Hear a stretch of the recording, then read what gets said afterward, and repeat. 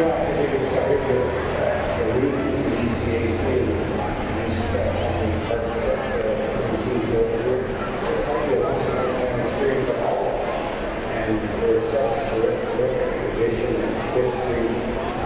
in Ireland and Northern Ireland in particular, we want to soak it all in. Hey everybody, welcome to the 41st annual Big Red Freakout here at the Houston Fieldhouse. It's the RPI Engineers taking on the Colgate Raiders. Perry Lascaris and Teo Camadilla here as we bring you this one. Should be a fun one, Teo, and Engineers closing on the season. It's also senior night. Plenty to be excited about here for what promises to be a sold-out crowd. Yeah, that's absolutely right, Perry.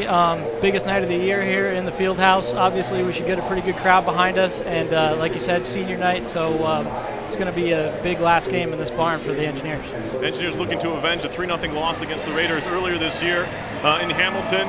There was an empty net goal involved there. Engineers felt they played well in that game, so it'll be interesting to see how they're able to play against Colton Poit. He played a strong goaltender. He's picked up one of his, I believe, 6 shutouts on the year point, and solid goalie again tonight. He'll be between the pipes for Colgate. Weren't able to get one past him last time. What do you have to do against a big goalie like Colton Poit? Big goalie, definitely a lot of shots on net, wear him out, keep those pucks low, get him moving side to side, try to go up top. But they weren't quite able to get one past him last time out. But here, maybe in front of the home crowd, they can give some energy. And Engineers played well last night. Weren't able to pick up the win against Cornell, but the number 2 team in the country, who they were able to beat earlier this year. So looking to kind of pick up where they left off at the end of last weekend when they fell to Quinnipiac 4-1. They played pretty well in that game too. It's a young RPI team, still trying to figure some things out under first-year head coach Dave Smith. But Smith in his first Freakout, I talked to him earlier today.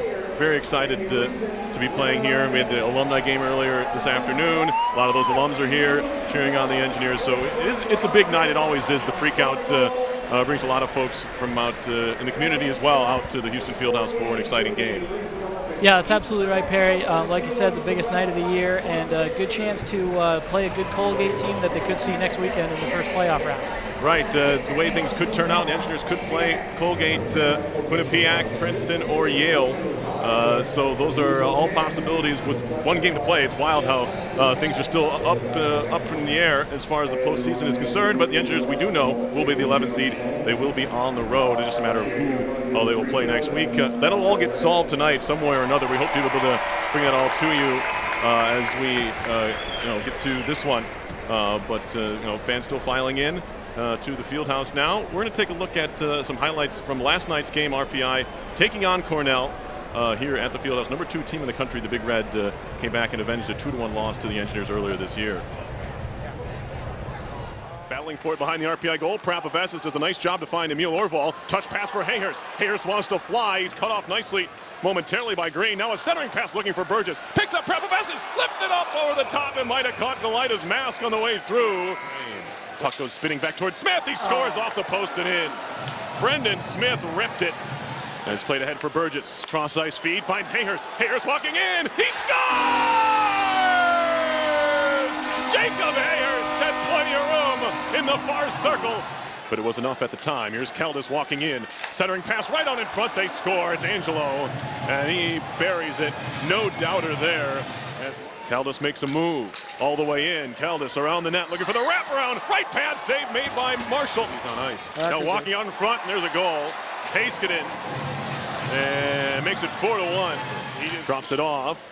Nice play by Polino to stay on it. He'll stop at the half boards. Polino, a shot through traffic. He scores! 5 to play. He'll just pin it up in the corner, and that should do it. 2-1, and it's over. RPI with enough chances late. As you saw there, Teo, RPI losing to Cornell yesterday 4-2. It was a tight game. RPI came back with 1 in the third to come within 4-2. Looking for a better result tonight. Obviously, in the Freakout, Colgate and the Engineers have met one time previously in the Freakout. It was back in 2012. Austin Smith scored 4 times in an 8-3 Raiders win. So Engineers hoping for a different result this time around. And, of course, no one here was involved in that one. Last year, the Engineers fell to Quinnipiac 7-3. So looking to kind of a reverse fate here for RPI, which did enjoy a 17-game unbeaten streak that started in the early 90s into the 2000s. They went 12-0-5 in 7 straight games. That's what the kind of lore, I guess, of the streak, and the Freakout kind of took on a whole new personality. But RPI looking to start a new streak here tonight against the Colgate Raiders, and it's RPI at 5-24-4 overall, and the Raiders at 13-14-6. A Raiders team that's 500 in the league, and we talked about it just a bit ago, but a team that you could possibly play in the playoffs creates a little different wrinkle to this one, and if Colgate's to win this game, there's a pretty good chance RPI is going to be playing Colgate. Yeah, that's exactly right, Perry, and that just makes this an even more important game, as it could be a pretty big show how they're going to play next weekend. Yeah, the playoffs a whole different animal. So we'll obviously look to see how the Engineers perform there, but this is the last tune-up before the postseason, the last time to be able to figure out what you are as a team, and Engineers have been trending the right direction in a number of categories. Face-offs, their Corsi numbers have gotten better. It's been gradual. Nothing's going to happen instantly, but I think they have some things to build on looking into next year, even after the playoffs. Yeah, absolutely. And tonight they'll obviously want to play well, but a good chance to just have fun and play a good game in front of your home crowd. Yeah, that's the most important thing, I think, is you have a home crowd here. They're excited. They want to see the team score and win. That's what you really go to a game to see. And fans here hoping the Engineers are able to put on that show. Like I said, 4,716, I believe, is the official sellout crowd here. We should have that by the time they drop the puck here in just a few minutes here on RPI TV. And every year we're happy to. This is your second Freakout, right, Teo? Yeah, I think that's right. I think I maybe did ago. One back in 2014. Okay, so yeah, exciting times here. I'm sure folks have tired of hearing from me, but that's exactly where we are. As we're going to head down to Al Shibley in just a moment for the starting lineups before we get this one underway. Let's meet tonight's starting lineups. First, the visitors from Colgate. Starting in the goal, number 32, Colton Point. At left defense, number 2, Paul Meyer. And right defense, number 3, Ken Citron. The starting forwards for Colgate. At left wing, number 27, Mike Penoway. The starting center for the Raiders, number 7, Josh McKechnie. And at right wing, number 14, Jared Cockrell. The rest of the Colgate Raiders, their head coach, Don Vaughn.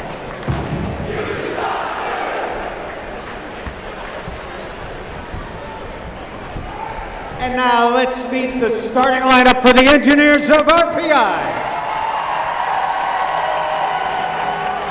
Leading the Engineers on the ice, please welcome the junior engineer, Caitlin McLaughlin. Starting in the goal, a freshman from Victoria, British Columbia, number 1, Lyndon Marshall. On defense for the Engineers, a senior from Calgary, Alberta, number 13, Jared Wilson. Also on defense, a senior from Oakville, Ontario, number 19, Mike Trapavesis. The starting forwards for the Engineers, he's a senior from Stockholm, Sweden, number 12, Victor Liljegren. At center, a sophomore from Mississauga, Ontario, number 16, Jacob Hayhurst. And at right wing, a sophomore from Phoenix, Arizona, number 17, Todd Burgess. The rest of the Engineers, their head coach is Dave Smith, their assistant coaches, Nolan Graham and Dan Hewitt.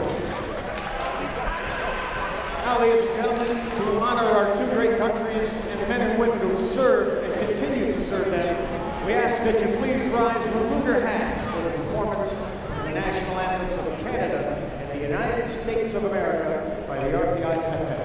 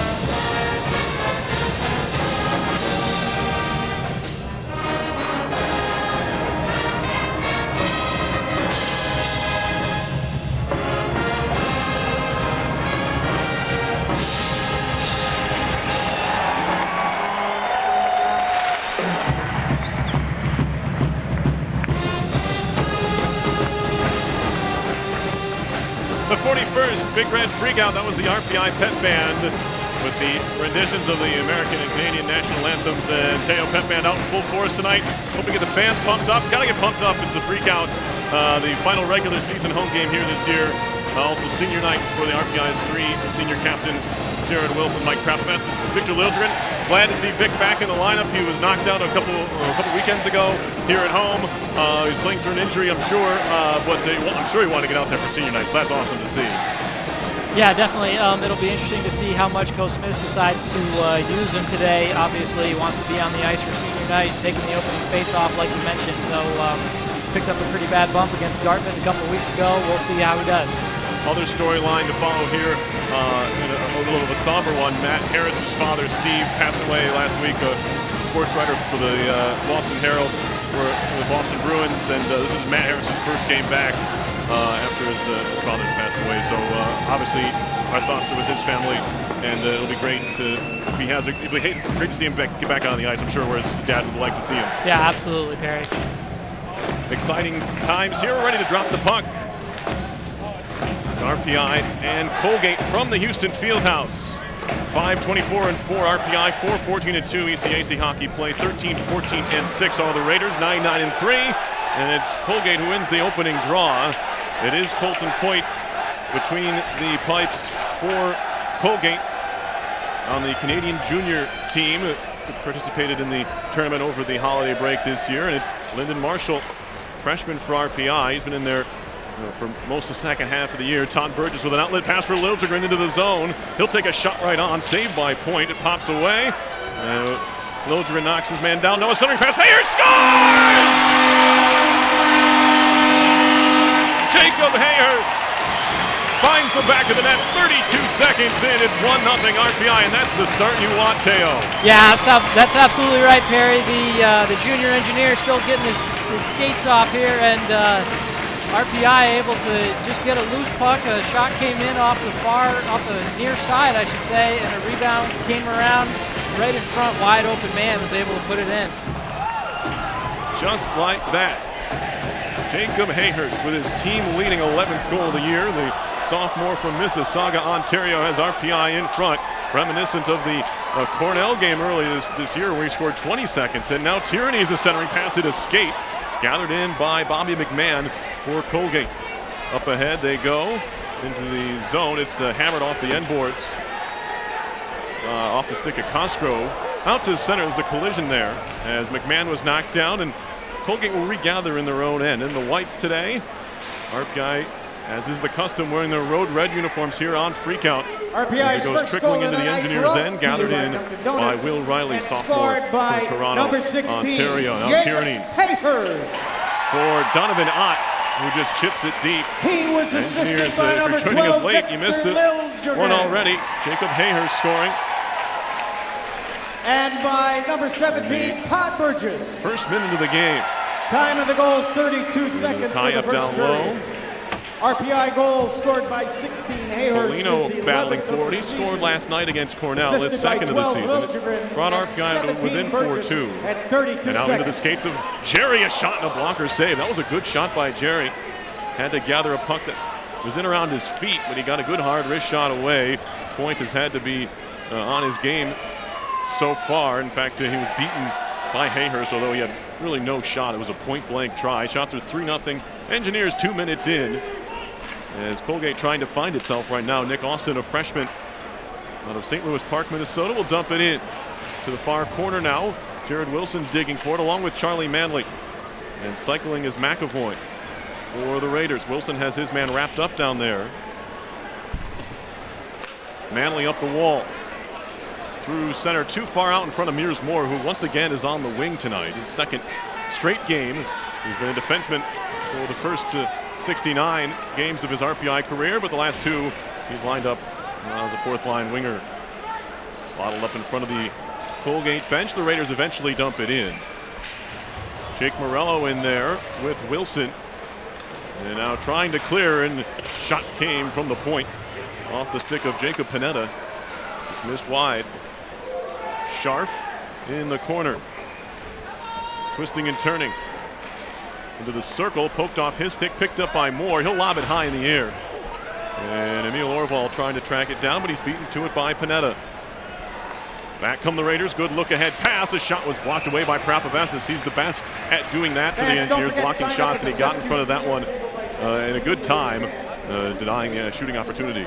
Yeah, it's a good stick, good gap by Prapavessis, and he's got that long reach. Just makes his man deflect it out of play. So we're going to get a quick look at the Hayhurst goal. A nice quick snapshot one time right over the glove. So great little opportunity, and obviously a hot start for the Engineers. Face off here. Prapavessis found himself in an advanced position in the circle. He'll actually just go back behind the goal for Riley. And now Prapavessis once more. Senior captain will be honored after tonight's game out of Oakville, Ontario, former Toronto Patriot. He has his hand up. He thought that the winger there, Cockrell, was offside, but we play on. Here's Prapavessis once more. Leads the team with 17 assists. Good outlet pass for Polino. Polino trying to make a move, feeding it ahead for Jerry, but it's stolen away. Nick Austin again, throwing it near side. Big hit there by Polino. Puck out to center ice, carried on by Panwick. He scored against the Engineers last time out. There's an easy shot to save there. Came off the stick of McKechnie, the freshman from Calgary, and gives Marshall a chance to see a puck. Not a dangerous one on goal. Yeah, that's right.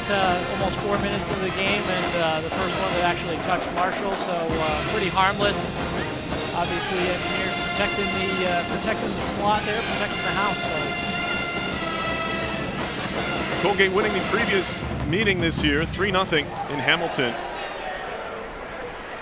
That game coming back on February 2nd.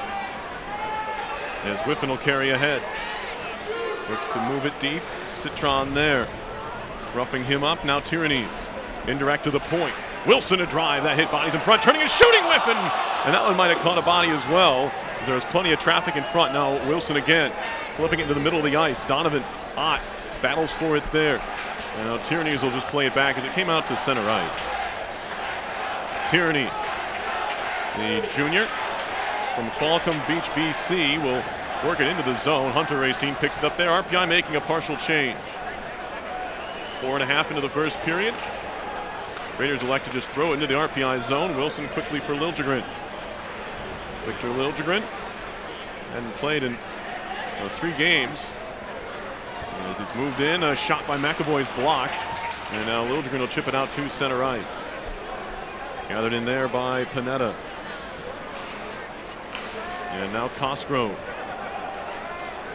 On for Tyler Penner. He'll shoot it in. There was TJ Samick, his first multi-point game of his career last night, 2 assists. As it's picked up by Matt Harris, played ahead for Todd Burgess. Harris again. Stolen away by Panetta. Penner takes a big hit there from Samick. There's no glass there in front of the RPI bench, and he felt that. Now a shot comes from the wall. It was wide by the Raiders. Behind the goal, Peterson. And now Scharf looks to cycle back to the point. Brooks, a shot that was blocked down. And now Mears Moore feeds it all the way down ice. If it misses the net, it'll be icing. And we have an icing here. 14-12 to go in the first period. RPI came out with a bang. He scored 32 seconds in. Jacob Hayhurst, that's what you want from the Freakout, to get this crowd going early. Yeah, that's absolutely right, Perry, but you can't let that energy get the best of you here. The icing call is going to leave these 5 on the ice, and after not a great shift defensively, they're going to have to make a good effort here. Draw coming up in the RPI zone. It's picked up by TJ Samick off the wall for fellow Minnesota native Mears Moore. Now Harris feeds it ahead off the stick of Emil Orval. Gathered in again by Willie Brooks, the junior from Locust, New Jersey. He'll just dump it right back in. Harris, the freshman I talked about from Sudbury, Mass, playing in his 16th game. Moves it ahead for Jerry, tipped into the zone. Citron will turn it back the other way. Brooks off the board, picked up by Riley. 7 goals and 6 assists for Will Riley. Solid offensive defenseman for RPI. Quickly played ahead by McKechnie. Turned right back into the Colgate zone. They'll go back and pick it up. Fans still filing in here And is whiffing at the wall, throws it towards goal, hits off a skate of Burke. It'll be gathered in by the Raiders. Good outlet pass. Here's Cockrell in the corner. He's wrapped up by Prapavesis. 7 minutes into the freakout. Puck behind the RPI goal. Back to the point. Raiders keep it alive. It'll ride the dasher all the way to the near corner, where it's poked past Panwick. Penalty coming up. Might be a hold. We'll see. I think they're going to get Prapavesis here. And that's exactly what it is. 12:45 to go in the first period, and the Raiders are going to go on the power play for the first time. Yeah, Perry, Engineers doing a good job to keep the Colgate offense to the perimeter there, but Prapavesis just stopped his feet, train tracked a little bit, and had his stick parallel to the ice there. So he's going to go to the box for a hold. Power play coming up for the Raiders. They currently scoring at a 17.2% clip, 20 out of 116. RPI on the kill this year, 102 for 133. That's 76.7%. The face off in the RPI zone, and an important one. The Raiders have won the battle on the draw early on. 4-2. Actually, I have that backwards. RPI's one more. But the Raiders win this one. Thrown behind the goal, hit the referee. Behind the cage there. That was Kevin Graber. Our other referee tonight, Matt LeBlanc. Linesman Christopher Petey and Paul Traynor, as the Engineers are able to clear. Minute and a half to go on the Colgate power play. Now a break into the zone. Right pad stopped by Marshall. He hung right with Bobby McMahon, who tried to wait him out, trying to go around him. In the end, couldn't lift the puck, and Marshall was able to make the save. Now McMahon again wants another try. He's knocked down by Samek on the diving poke check. And now Samek a chance to clear. Puck in the air. Dauda. Good effort by Jerry to just lay out to get that one out of the zone. Yeah, that's a great effort and a great save on the little break by McMahon. Game remains a 1-goal RPI lead. And in just a moment of the PU, Matt Rand in the house to talk a little bit about what he does here. A live interview. Teo will go have a sip of water or something. Cockrell in the corner. Knocked down. Picked up by Panwick. Colgate on the attack still. 28 seconds to go on the power play. Meyer across for Brooks. He'll flip it down low. Back to Brooks. And now Meyer at the point. Down low, past Cockrell around. Riley throws a hit, or close to one, and now Tierney is going to be able to clear it to center. Now he'll move it out. 10 to go on the kill. He'll just flip it deep and chase. Tierney's wasting more time down there. Finally, he's knocked down. Fans want to call on Panwick. Not going to get it here. McKechnie the other way. Out of the box is Prapavesis. And the Engineers kill off the first penalty of this game. Burgess had it for a moment. Kicked at by Liljegren to center ice. Senior from Stockholm, Sweden. 9 goals, 3 assists for Victor Liljegren in 30 games this year. Been a bit of an Iron Man before the recent injury that kept him out of a couple of games. And now a trip coming up here on Prapavesis as RPI touches up. And they're going to go right back to the power play, are the Raiders. And again, it's Prapavesis, this time with an offensive zone penalty. Yeah, Perry, that's a tough one, especially when he just stepped out of the box. Joined the rush, went right in there, but just got caught on the wrong side, and again kind of stopped his feet going. Had his man obviously tied up, and he's going to get that one called every single time. But some good stuff on the first penalty kill, I should say, for the Engineers. Yeah, we're going to see the replay there. That one's pretty clear cut. Engineers never really allowed Colgate to get anything going on the last power play. I don't think they were ever set up how they want to be. Just maybe a couple adjustments to make on the neutral zone breakout plays that Colgate's running here. Defensive zone face-off win and a clear from the Engineers shorthanded. Charlie Manley doing the job. Sophomore from Orchard Park, New York. Playing in his 19th game. Former Estevan Bruin. Nice play at the blue line by Morello. A sophomore from Slingerland, and he fires it all the way down the ice. Again, Colgate restarts. Cosgrove met by Jerry at the blue line, gets it deep. Samek back there. He's pinned up. Picked up by Cosgrove. Cycling. They play catch in the corner. That's Racine. Back to the point. Cosgrove now. On for McMahon. A shot off the base of the net. Pops to the corner.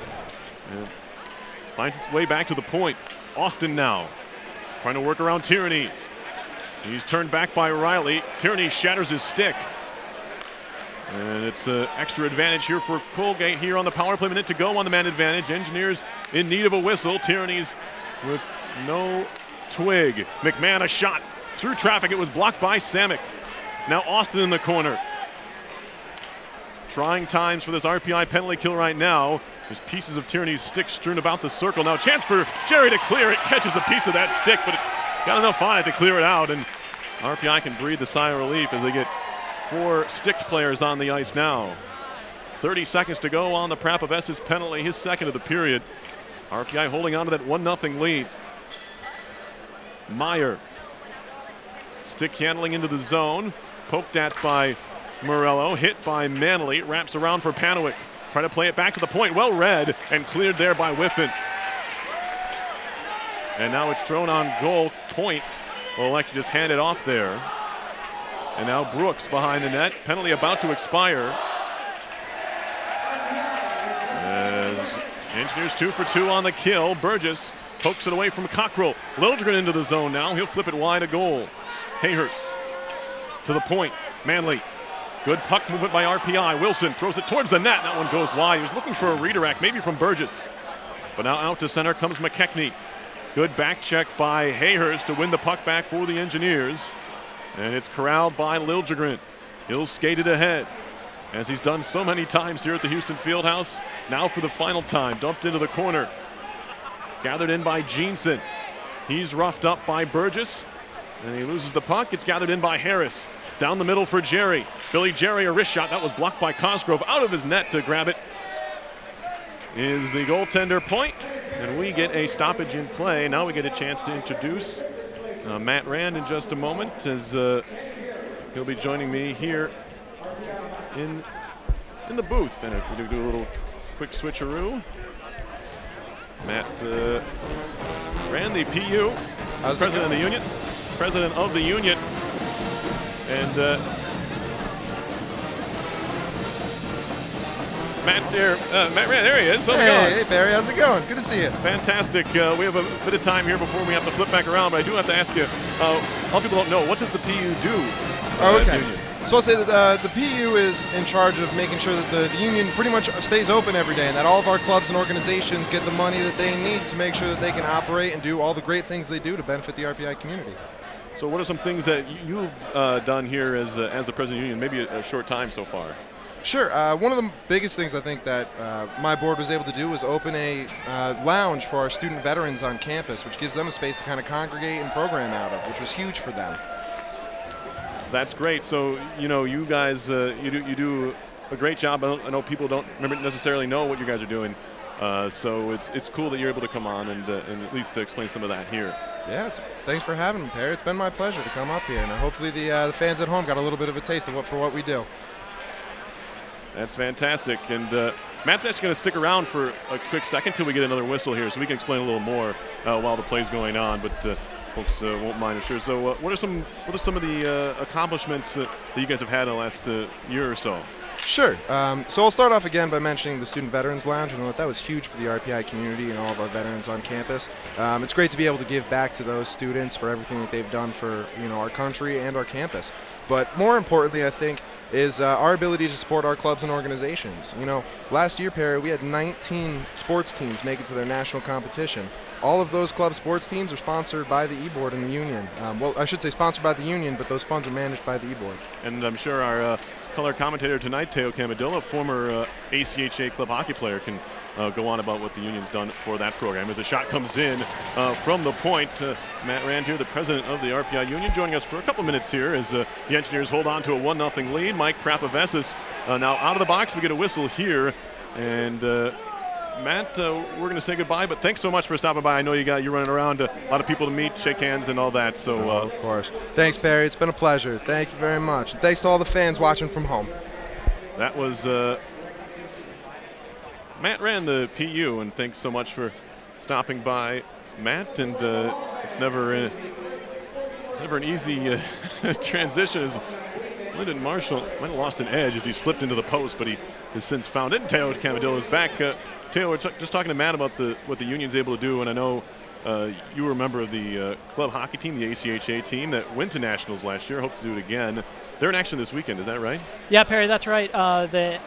The club engineers, the ACHA team, taking on Conn College tonight at 9:20 down in Danbury, Connecticut. Win tonight and win tomorrow, and they'll get an opportunity to go to Columbus for the second year in a row, like you mentioned. That's fantastic. We have Yeah, Perry, I believe a malfunction we're going to get a little bit of a longer stop here, as I'm not sure if a puck hit it or what, but what you saw flying into the back of the net was the left skate blade of Lyndon Marshall. So is that Dana? That's Dana out there. Yeah. So the equipment manager is going to take the ice, make some repairs here, and it looks like they're going to get the benefit of this stoppage because they're going to wait for him. Yeah, and if we would have seen that happen, I might have kept Matt around a little more. We kind of shoot him out the door, but now I know he had somewhere else to be later on. That's why we couldn't talk to him later in the broadcast. But I know we might be in for a little bit of a wait here. But as a player, when you have something maybe like a glass break or something where you use a little delay, what do you try to do? Try to get out and move around a little bit? What's kind of the thought process there, trying to stay loose? Well, I think with 6 minutes left in the period, obviously they're out here in front of a big crowd and came out to a hot start. So I think just an opportunity to maybe regroup, keep the focus. A lot of times when you have these breaks and the crowd's quiet, you can kind of get into a lull. So I think it's important that everybody just grab some water, stay focused on the hockey game, and don't get too bogged down from sitting on the bench watching Dana work. Dana doing great work there. I think he thinks he's hidden, but little does he know RPI TV has a camera on the catwalk. I think he thinks he's hiding behind the wall.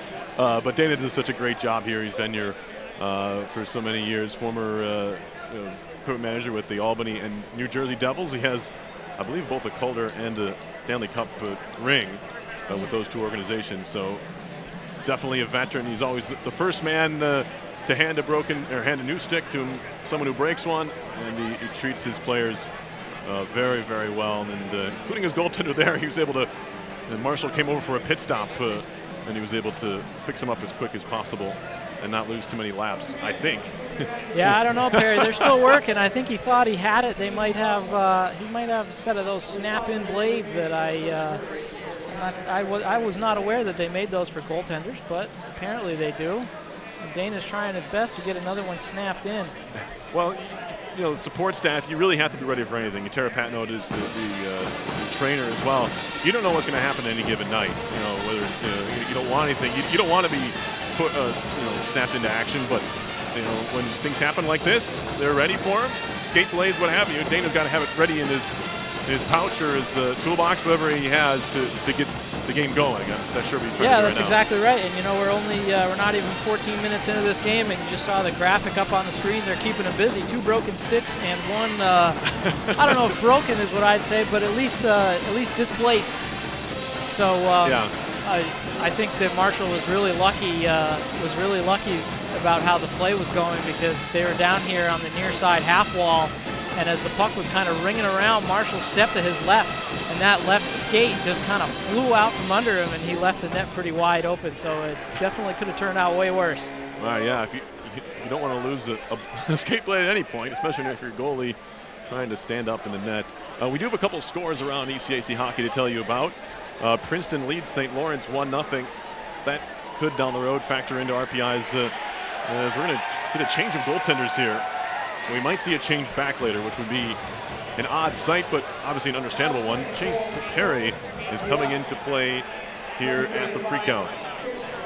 Yeah, Perry, so you can see his stats up on the screen. .897 save percentage on the season, so maybe not gone exactly how he wanted it to, but he'll get a chance to show something here today.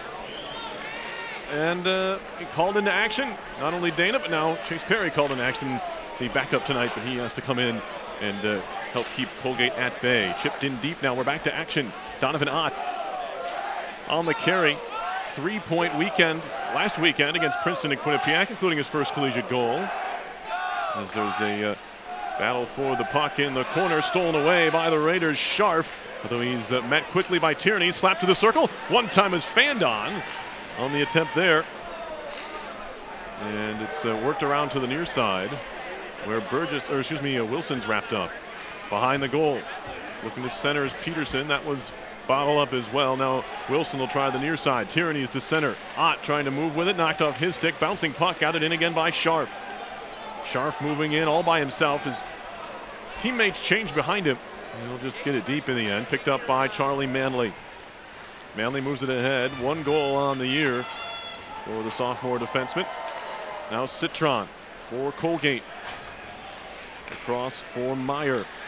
Now shot in by Paul Meyer, sophomore from Edina, Minnesota. Former Alberni Valley Bulldogs, same junior team as Evan Tierney's. And now in the corner, it's McMahon. McMahon trying to walk off the wall. Swatted away by Burke, ahead for Polino. Patrick Polino, 2 goals and 9 assists on the year.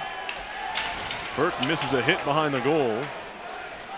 Jerry battling for it. Citron will wrap it around for Meyer. Under 5 to go in the first period.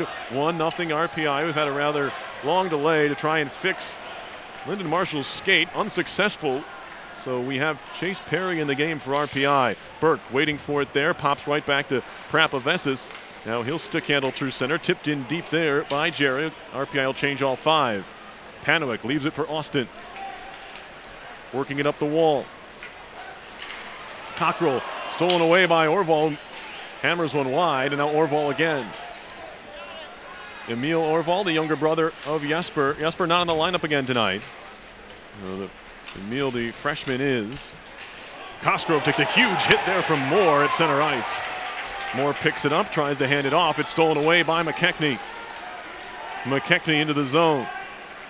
Flips it on goal, and Perry has to snap into action to make a save. And he holds on there. Mears Moore, defenseman, get a little more free reign to throw your body around as a forward. And he saw it right there. Mears Moore threw all of his body into his man there. Yeah, that's right. He had Cockrell lined up. He kind of, this Colgate team likes to skate pretty hard up that right wing, and Cockrell just tried to make that little step to the middle, and Mears Moore said it was not going to happen.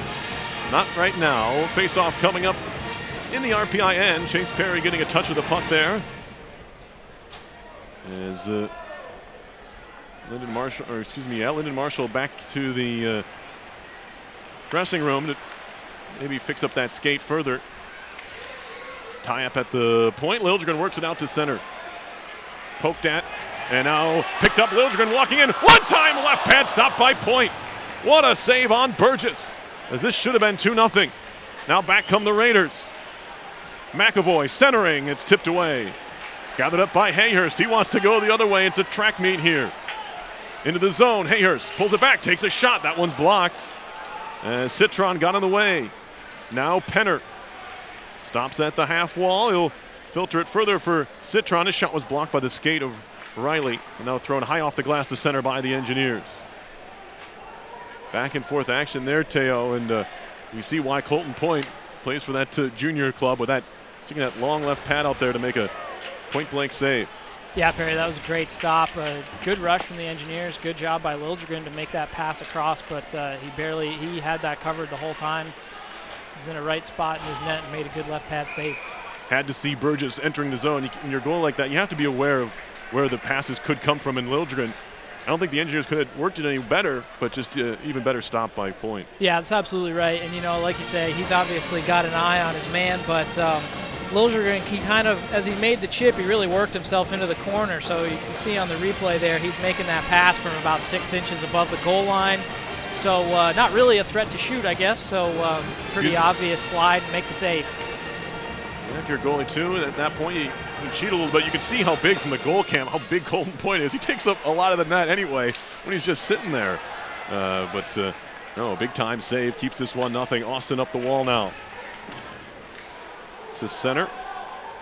And now into the RPI zone. Jerry throws it off the glass, but is kept in. No. Offside, says Christopher Pitty. And we get a stoppage in play. 2:29 left first period. A good starter for the Engineers. You have a 1-0 lead. Trying to build on that now. Yeah, that's exactly right. And that, like They've got the big opportunity down there, made a good save. They've had a few good hits, so definitely good energy here. And they haven't had to play too much hard defense here. They're doing a good job keeping Colgate to the outside. Puck flipped into the Colgate zone. We have a couple of special guests on our second intermission. RPI Athletic Director Lee McElroy and Dr. Shirley Ann Jackson. As Racine a shot and he scores. 1-1. As Colgate's on the board, it was a good rush in their own right. The Raiders tie things up. Third goal of the year for Hunter Racine. And we're even. Yeah, that's exactly right, Perry. Just like you mentioned, they're dangerous on the rush. A lot of good north-south play, getting it wide. So Racine gets the puck on his forehand there on the right side. And I think it may have just gone up off of Wilson's stick, and that's right over the left shoulder of Perry. Hits the underside of the crossbar and in. So just a good rush from Colgate, but just a bad break. Wilson had his stick out, maybe not the gap he wanted. 1-1 game right after RPI nearly made it 2. And now Chase Perry will stop it behind his own goal. Thrown wide of the target there by Cockrell. Chopped at by Ott, but he's met by Brooks. And now an outlet pass looking for Tyrannies. There was a little bit behind him and towards the wall. He'll track it down anyway. Drop pass whiffing. Still takes a swing at it. Now Ott battles forward the side of the cage, and it's Austin who comes away with it for the Raiders. Now Cockrell back to Austin. Up ahead for McKechnie. He takes a hard hit there from Whiffen. Prapavessis for Riley. Waiting through the middle of the ice, through everybody, and works out well for RPI as they're able to get a change here on the dump. Another big hit there by Whiffen as he runs into Austin there. Now moving ahead, McMahon to the side of the net. Morello, he helps it into the corner. Kicked at by Dauda. Forced ahead by Jake Morello. His cross-ice feed is picked up by Wilson. Moved into the Colgate end. Turned around and flipped to center by Cosgrove. Prapavessis down the middle of the ice, gathered in by Emil Orval. He'll turn it into the zone. Hand it off for Moore. His pass knocked the stick out of Marshall's hand. That being Colgate's Marshall. Henry. And now picked up by Panetta for the Raiders. 38 seconds to go in the period. Panetta stick handling, took his eye off the puck, but in the end does work it ahead where it's flipped into the offensive zone by Marshall. Prapavessis for the Engineers. 26 to play in the first period. 1-1 game. Samick lost control of it. Prapavessis comes to help out and just works it out to center. Gathered in again by the Raiders. Meyer for Citron. Meyer again. He fans on a pass. Mears Moore trying to pick it away. Now a man breaking. Samick got a piece of it. Behind the legs, past Peterson, walking and diving. Poke check there as Perry sprawls out to break up the chance. And now looking ahead as the horn sounds to end the period. We had some back and forth there, Teo. Exciting times. RPI scored first. Colgate answers late in the period. We're 1-1 after one. And what would you expect from a Big Red Freakout game? Plenty of energy. And when you get that early goal, Teo, it's exciting to get the fans into things. Colgate with a good bounce back. It's a fun game to watch, and we have 2 more periods, hopefully more of the same from both of these teams. Yeah, absolutely. A lot of energy, obviously. The hot start, the best possible, and just a couple penalties there. They need to neaten up, but besides that, pretty good period. Fluke accident on that goal. Nothing you can really do about it, especially with Perry coming in fresh from the bench. But an exciting period of hockey, definitely. I'm looking forward to the rest of it. Yeah, we'll see whether Lyndon Marshall can make his way back onto the ice. We saw his skate go flying off, or the blade of his skate go flying off.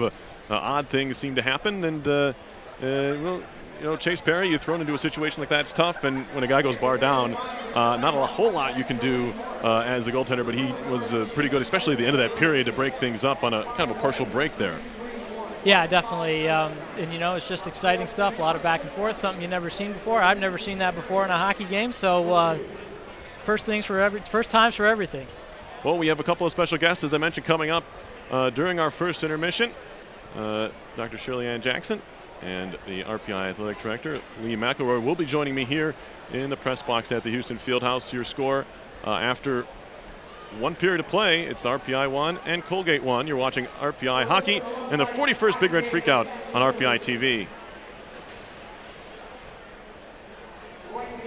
defeated the red team by a score of 9-6 here at Houston Fieldhouse.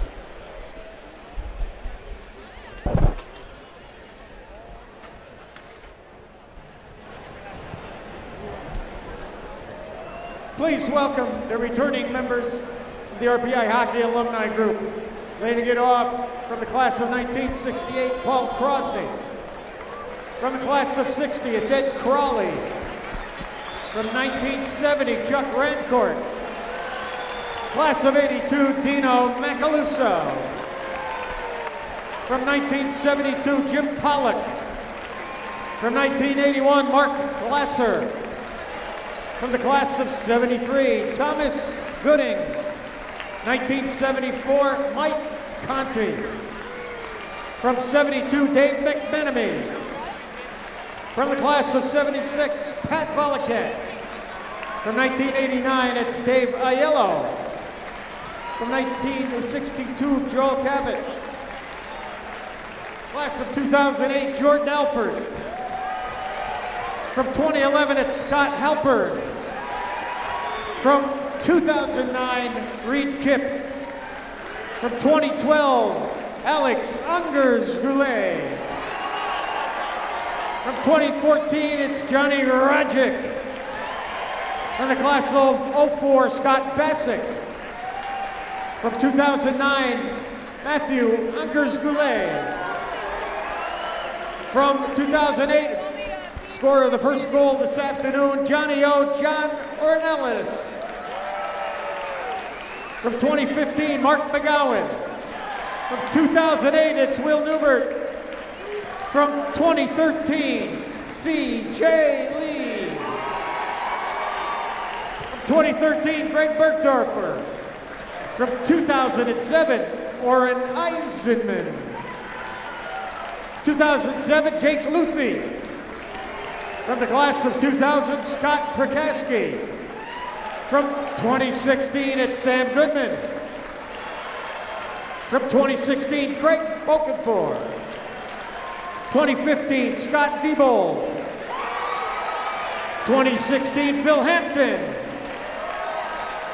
From 2016, Mark Miller. Also from the class of 16, Chris Bradley. And from the class of 1962, Dan Hirschberg. Let's have a great round of applause for your returning RPI hockey alum.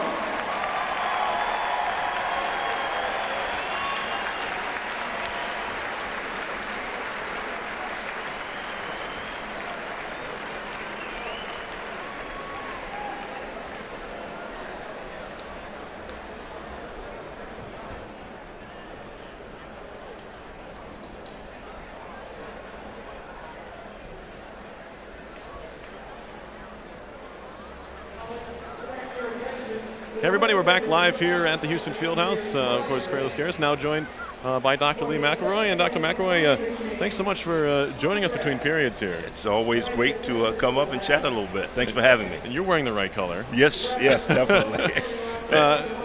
Lee, for you, this is obviously your third Freakout here now. Right. What have you seen throughout these 3 seasons now, and these Freakouts, I guess, just the excitement, and did anything else new stand out to you after witnessing these? Well, yeah, 3 things. So first of all is the passion of the alumni. You just saw that exhibited by some of our former student athletes, and the enthusiasm of the current student population. We have a lot of students here tonight, and then the overall appreciation for the RPI hockey tradition. I mean, it's just phenomenal, and it's rare that you see it in college athletics nowadays, so it's a really special type of event. And what, I know obviously ECAV was 2009, what has what have you guys been trying to do to, I guess, expand that? Obviously the baseball stadium was a big addition. Right. The baseball field, the turf, has been huge for them. For the first time ever, they've been outside, before they go down to Virginia to play. Right. Well, Dr. Jackson's going to talk about the campaign. Okay. The campaign really encompasses building out the campus, and so with that, there are certain parts which obviously would be an extension of ECAV. But the other most important thing that the alumni help us do is to generate enthusiasm for incoming students. And since Coach Smith has been here, we've gotten some really, really excited newcomers to the program. And obviously we have 3 seniors that are leaving tonight, and they've done some special things for us. So the overall event tonight is very special. Lee, I know you work closely with the Student Athlete Advisory Committee, SAC, and they do a lot of stuff with kids. They do a lot of events and Special Olympics. But I think people may not know exactly what goes on. Can you kind of touch on some of the things that this year you guys are trying to do more of? Well, they're fabulous, and as you say, I work very closely with them. You mentioned Special Olympics, but all of our 23 teams have been involved in some form of community outreach. From public schools to going to food kitchens to being involved with tutoring for the Boys and Girls Club. I could go on. And they do this in addition to their sport, in addition to their academics, and they really made some significant contributions to the Troy community. So SAC is a very special group. As you know, they are represented by each team. They really do some wonderful things to make the community better and also makes them better people. And I know STEM is a big part of that. I'm going to ask Dr. Jackson about this too, but the Thanksgiving trip the team made to Ireland was huge. And I know this team, you got a little bit closer with some of the players and the coaching staff back in November. Looking back at that now, how did that benefit? Well, we have, as part of our university priorities, we talk about a global view, and you happen to be on that trip with us. And you spend a week with a large group of people traveling halfway around the world. You learn a lot about them. And first of all, we didn't win one of the 2 games, but we played well. But more importantly, we really represented the university well, and we engaged the Ireland community and the young people. And I've interviewed all of our young people that were on the trip. They said it's one of the most important things that have occurred in their careers. I know folks later on the broadcast are going to get a chance to see the production that RPI TV put together. Very well done, but it illustrates, the kids the players all went to a school and taught some skills to some of the kids, and then all those kids came out to that first game and they had their RPI red banners they were waving. I thought that was the most exciting thing for me, is these kids who, you don't know who RPI is a week ago, and now you're coming out and having a chance to support a team. I think that was the most fun for me to see. Well, it is, Perry, and as I said to most of our athletes, it's a life-changing event, and we're proud to be a part of it. Going over with Clarkson and being involved with Providence and also Maine was also very special, and as you know, we all celebrated Thanksgiving together, so really something that the student athletes benefited from, as well as the entire university. Yeah, it certainly was. I can personally, speaking from experience, agree with you there, Lee. We're gonna say goodbye, Lee. Thanks so much for coming on. Okay. We'll have Dr. Jackson in just a minute. Okay. And we'll be back more with here at the 41st Big Red Freakout. You're watching RPI Hockey and RPI TV.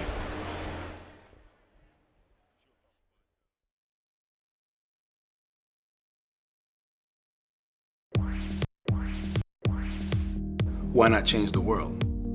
Respond to a society and its needs, and Rensselaer has that commitment. We do research not because it's easy to do. Use the combination of science and engineering to address some of the important problems in healthcare and in environment. Data science and data analytics, high-performance computing, and the very technologies that connect us. You can change the world. Like you are at Rensselaer. That's what you're here to do.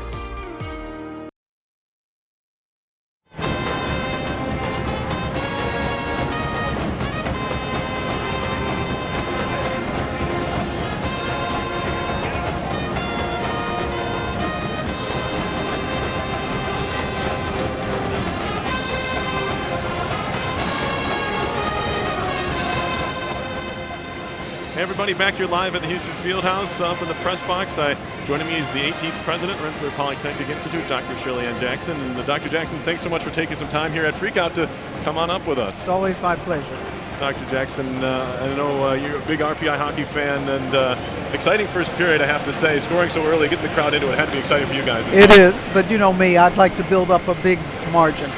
Absolutely, and jumping right in, Dr. Jackson, the team went on a very good experience, good trip up to Ireland, and their effect on the STEM folks out there and getting a chance to work with them.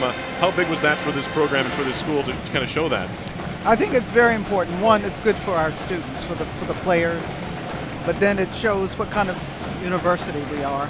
And third, it shows that you can be great engineers, scientists, and so on, and be great athletes at the same time, but great citizens, and that's what they did by going to Ireland, what they did there. Absolutely. Recently, the capital campaign was launched. What are some of the goals of that for you guys?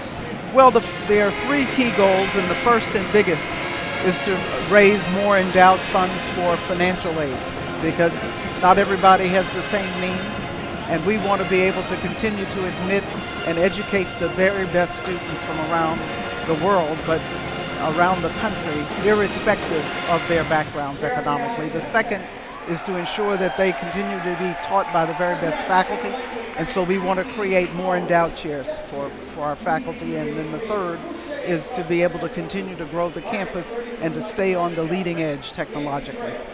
That's awesome. And for you, I know you're a big RPI sports fan. You know, the football games. I know you're a big football fan too. I am. But what's the most fun you have when you come to an event like this? You know, is it the students? Is it the fans, the community members, like all coming together? What is it for you that you enjoy most about these events? Well, you know, universities are inherently intergenerational, and so the athletic events bring them all together across the generations. It brings our community members, it brings the larger community, and as well as our internal community. And I loved seeing that, and the spirit and supporting our teams, very important. And of course, folks who aren't here, watching here on RPI TV, and the club does such a fantastic job. I want to say you can hardly tell their students. That would be discrediting their abilities as students. But what can be said for these broadcasts that are put on? They broadcast more than just sports here. All kinds of campus events RPI TV is able to put on. Well, it just shows how good they are. and so they do a professional job, and it's amazing. People come in, and with all the work they have to do, but yet they do such a great job in doing the broadcast, and it helps to carry our name forward, and I think that's really great. And in that same vein, folks watching around the world, plenty of alums, I'm sure, who wish they could be at the Freakout. What do you have to say to those folks watching back home? Well, what I have to say is this is about spirit. It brings the communities together, but in addition, it's important to realize just how stellar our students are, and the scholar athletes, those with RPI TV. We have simply magnificent students. They work very hard, they're very focused, and they're going to graduate and go out and do great things. Fantastic. Dr. Jackson, thanks so much for coming on between periods. We enjoyed your chat, and I'm sure folks loved hearing from you. We'll be back with more here at the Houston Fieldhouse, the 41st Big Red Freakout on RPI TV.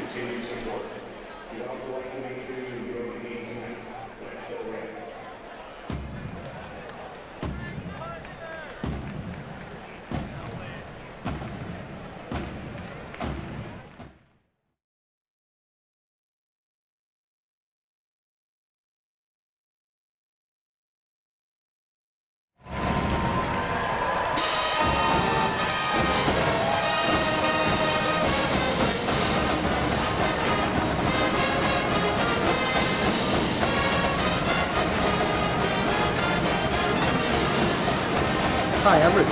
I'm Andrew. I'm Anthony. I'm Erin. I'm Jason.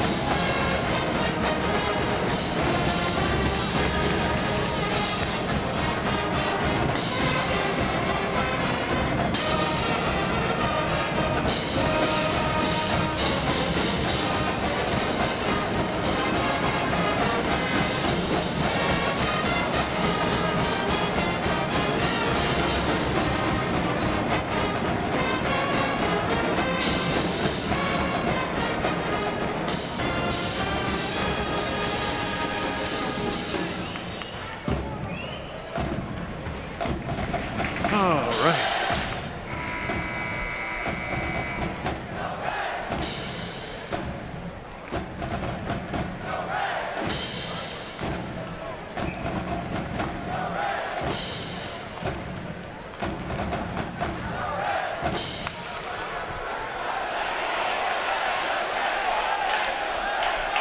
Live here at the Houston Fieldhouse. Second period is underway. Why not play a second? And the Engineers have, I believe, either iced it or we have an offside. Perry Lascaris, Teo Camadilla. Want to thank our guests in that first intermission, Dr. Lee McElroy and Dr. Shirley Ann Jackson, joining us here at the press box in the Houston Fieldhouse. Teo's back though. Yeah, that's right, Perry. You know, I'm a little disappointed. They both wore a lot more red than I did. And me. Honestly, I thought you were going to be wearing a red tie, and I didn't want us up here looking like thing one, thing two, so I did not wear one. No, well, you know, a couple years in a row, I've worn a little bit too much red, so I thought, and the engineers did not have the results that I would have liked against Clarkson and Quinnipiac, so I thought I'd change things up. I think that does make a difference. And try to match my eyes.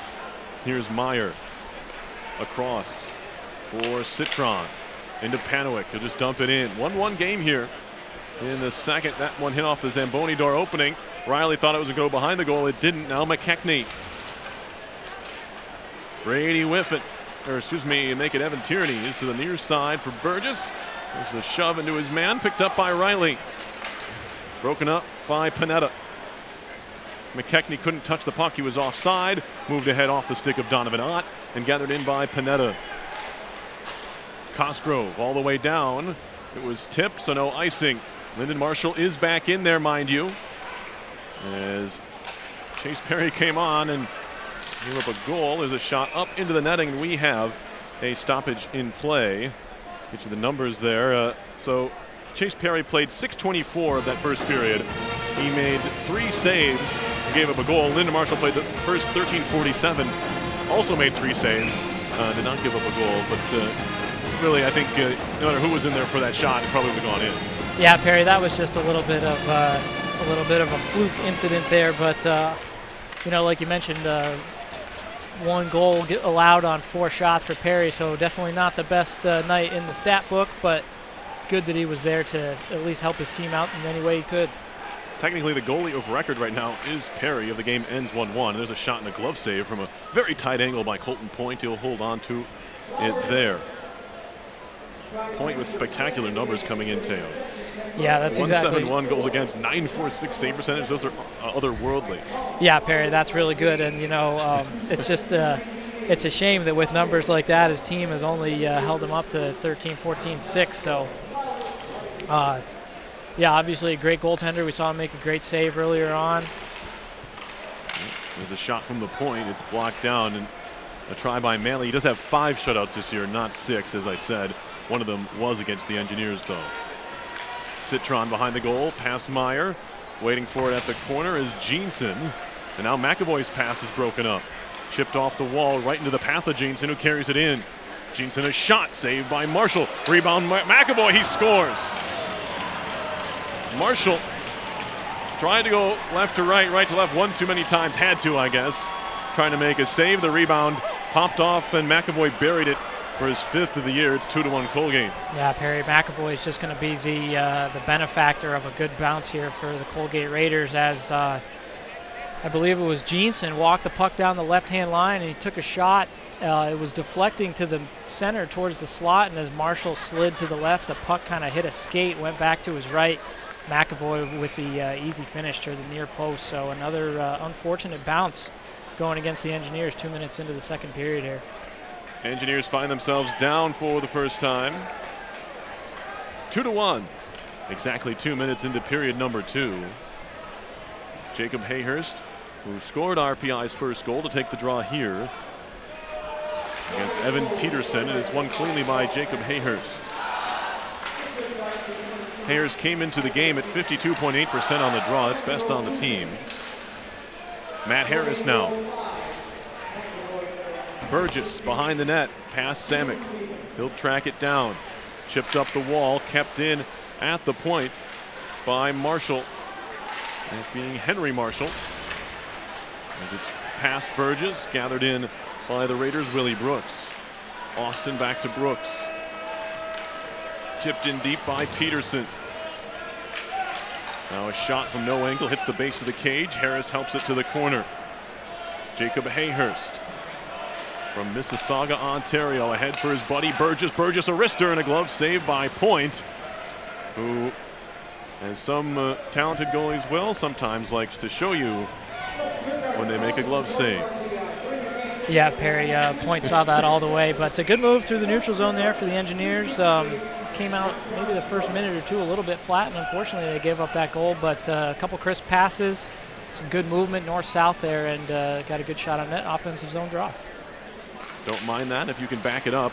Donovan Ott with a try, and he was partially getting knocked down on the play, but still managed to steer it on goal. Now Panetta back the other way. Panetta in the corner for Panowick. Whiffin with another big hit. This time separating McKechnie from the puck. Burke trying to skate with it. Ott waiting for it at the blue line. That doesn't work. Cosgrove ahead for Panowick. Catches it on the backhand, trying to make a move. And an offside whistle goes. 16:47 to play in the second period. Colgate has taken a 2-1 lead here on RPI TV. The 41st Big Red Freakout. Yeah, Perry, Panowick just stepped in a little bit over and ahead of the puck there, but Pep band playing now, and I think it's important for the Engineers to keep the energy going. Obviously, it's a tough goal to give up, but a lot of time left in this frame and a lot of time left in the game to make something happen here. Engineers in the middle of a 3-game Freakout losing streak. It is the 4th such streak in the history of the game. They've never lost 4 in a row, so there's a little bit of history on the line here, potentially. Engineers trying to avoid that. As Wilson ahead off the boot of Jerry into Colgate territory, gathered in by Citron from Costco, Connecticut. Coscob, excuse me. And now carried into the zone by McManus. To the point now, a shot saved by Marshall. Hit his stick and kind of just deadened there, and he puts his mitt on top of the rebound. Yeah, the Engineers there just collapsing a little bit to the middle. They're doing an okay job protecting the middle of the ice, and they were on the last goal too, but they're going to have to play a little more aggressively and keep Colgate out of their zone. Face-off coming up in the RPI end. 2-1 Raiders. Trying to make a move now. It's Austin in. All the way in. He's watched by Harris. Back around to the corner it goes. Past Jeanson. Puck pops high in the air. Jake Morello back to get it. And we get a whistle here. And we get matching penalties here? Yeah, I think Samick and Jeanson are both going to go, Perry. Just a couple too many shoves down here on the near side half wall just to Lyndon Marshall's right. So I'm sure they'll both go for roughing, and we'll play some 5-on-5 here.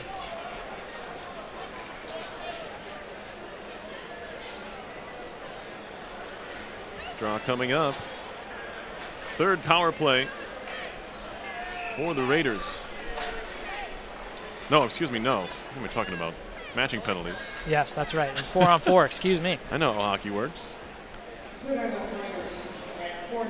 So we'll play 4-on-4.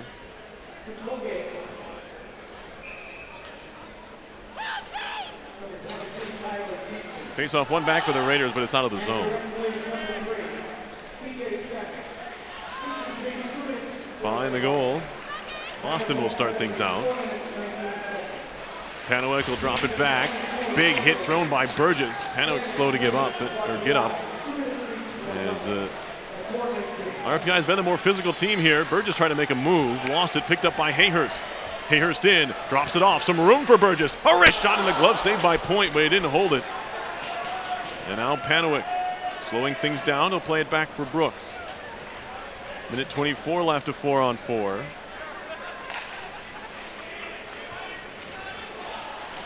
And he's moved into the zone. Krapovesis.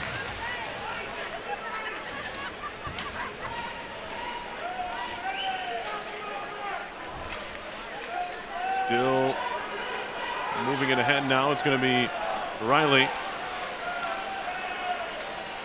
And now Tyrannies. Tyrannies turns and moves it into the zone. His pass for Wilson just off the mark. Gathered in again by the Raiders. Panetta. Tyrannies causing problems down low. Cosgrove. Near side for Panetta. Now back to Cosgrove. 35 to go on the 4-on-4. Cosgrove chips it deep, trying to work around Mears Moore. Throws a hit into him.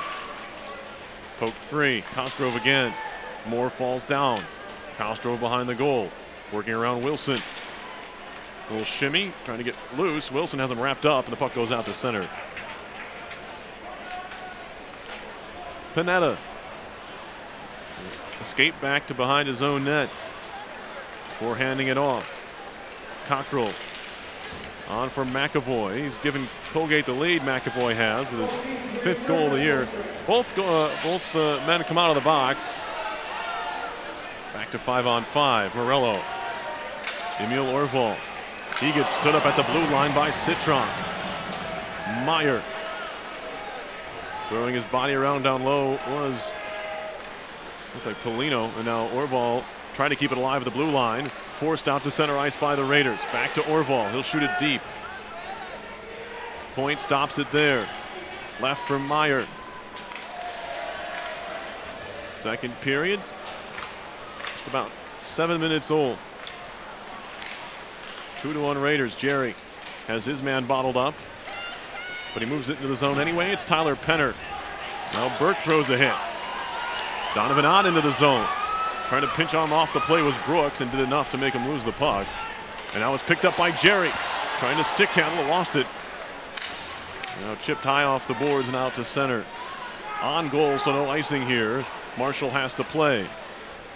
Samick up the wall. Ott. Trying to move it into the zone, but it's turned back the other way. Henry Marshall, a centering pass, and it goes right through the intended target. Scharf, there's a lot of heat on that pass. Austin will move it in now. Austin drops it off on the handoff. Scharf turning and shooting off the base of the net. Peterson now, back to the point. Brooks, down low. Scharf, back to Austin. Austin to drive. They score. It's tipped in by Marshall. And for the second time this year, Henry Marshall has scored on Lyndon Marshall. And that's just his 2nd goal. Yeah, Perry Marshall gets himself in a good position in front. Obviously, unfortunately, no Engineers there to clear him out, and he makes a good play on the redirect. It looks like the puck was out to his left on his forehand side, so good shot from the D-man, and Marshall just kind of left all on his own. We really can't make this stuff up. Henry Marshall scored his first collegiate goal in a 3-0 win over the Engineers back on February 2nd, and he scored his 2nd goal here, both of them coming against Lyndon. They are not related. Some pretty good sabermetrics for you there, Perry. I guess that's what we can call it. 3-1 Raiders, 12:01 to play in the second. Puck chipped off the glass to McMahon, and now Hayhurst. Moved along by Moore. Panetta and Burgess go into it. Centering pass. Hayhurst turns and shoots. Left pad stopped by Point. What a stop that was. Colton Point with 2 beautiful leg saves in this game. And if not for them, we'd be tied. Yeah, that was a good left pad save there, Perry. Good press from the Engineers. You know, I think we've seen in the first half of this second period that both teams are really content to just kind of sit in the 1-2-2 forecheck and let the other team break out at them. But Engineers press there up front, cause a turnover, and a pretty good opportunity there. Good save from Colton Point. This one will leave the zone. The Engineers win the draw. Shot back in by Wilson. Citron. Wrapping around to the near side, Panowick. Good pinch by Wilson, cycling for Moore. Moore goes down with Meyer, so does Whiffen. And coming away with the puck is Citron. There's been a penalty call on the Raiders, but it was along with the Samick call, so still no power play for RPI in this game. Raiders, however, 0 for 2. They lead 3-1. Manley will redirect this one down ice, and it will be icing. He did not cross the red line. So this group that had been out there for a substantial amount of time will have to head back out. With 10:58, we'll have a draw coming up in the RPI end. Yeah, Perry just didn't quite make the red on that redirect on the right in front of the RPI bench here. So with 58 seconds until the quick middle of the period break, this will be a big time opportunity for the Engineers to show what they're made of. Some tired guys on the ice. Puck in the Colgate end, it's Austin. Outlet for Penner. He takes a shot. Blocker save made by Lyndon Marshall. Now a shot wide from Brooks. Austin at the half wall, pinching in, kept alive there for a moment by Jeanson, and now a chance maybe for a 2-on-1. Polino stick handling, has a man with him, it's Orval. He takes a shot that's high and wide. It'll leave the zone on its own. Jeanson fumbles the puck and gives it away, but Orval is headed the other way and just selects to just dump it in. Brooks for the Raiders.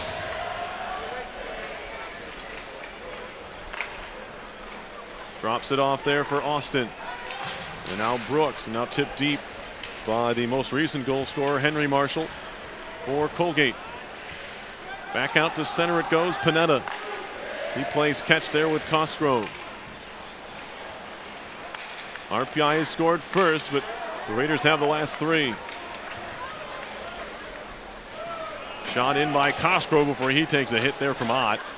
High off the glass, Morello can't claim it. Riley can, he'll skate it ahead. He gets wrapped up at center ice. And turned around, it's Cosgrove. Tipped into the RPI zone. Will Riley taking a look around. There's pressure coming from Scharf. He'll just dish it off for Morello, and he finds Jaron Burke. Burke will shoot it deep.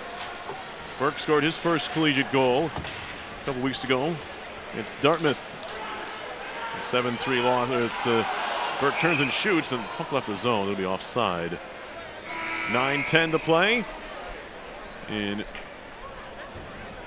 period number 2. 3-1 Colgate, and Teo and I are going to be back up here in the press box. And Teo, what do the Engineers have to do now? They were leading this game. They had all the energy early in the first period. It's kind of been Colgate since then. They've been helped out in that regard by Colton Poynt, who's made a couple of highlight reel saves to keep RPI off the board. What's going to be important for RPI to try and get that second goal? I think definitely the next goal is going to be the biggest one. So just keeping the energy up. Like I said, RPI content to not really press. I think that's going to have to be an adjustment they made. As we saw there a few minutes ago, a good opportunity in front of Colton Poynt when they pressed up high, mixed it up down low behind the Colgate goal line, and were able to get a good chance. Hayhurst again.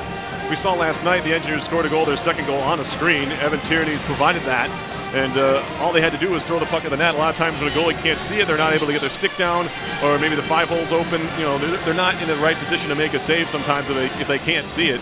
I know Colton Point's a big goalie, but you know, maybe getting more bodies in front will allow them to disrupt his vision. Yeah, that's right, Perry. It's important to take away his eyes and just get a lot of pucks on net. So you saw, I think it was maybe Polino that came in and he had him beat, but he just missed the net high and wide. So you know, it's important to get those pucks on net, get them moving, and make the saves. Shot in from center. Point is going to glove this one and get a whistle. 8:58 to go in the second period. Second goal will be pretty big for RPI, especially if they can get it here in the second period. Kind of take a little bit of the pressure off if you're able to get that goal before the horn here. Yeah, that's absolutely right, and it would definitely be good to take that energy into the dressing room here between the second and third period.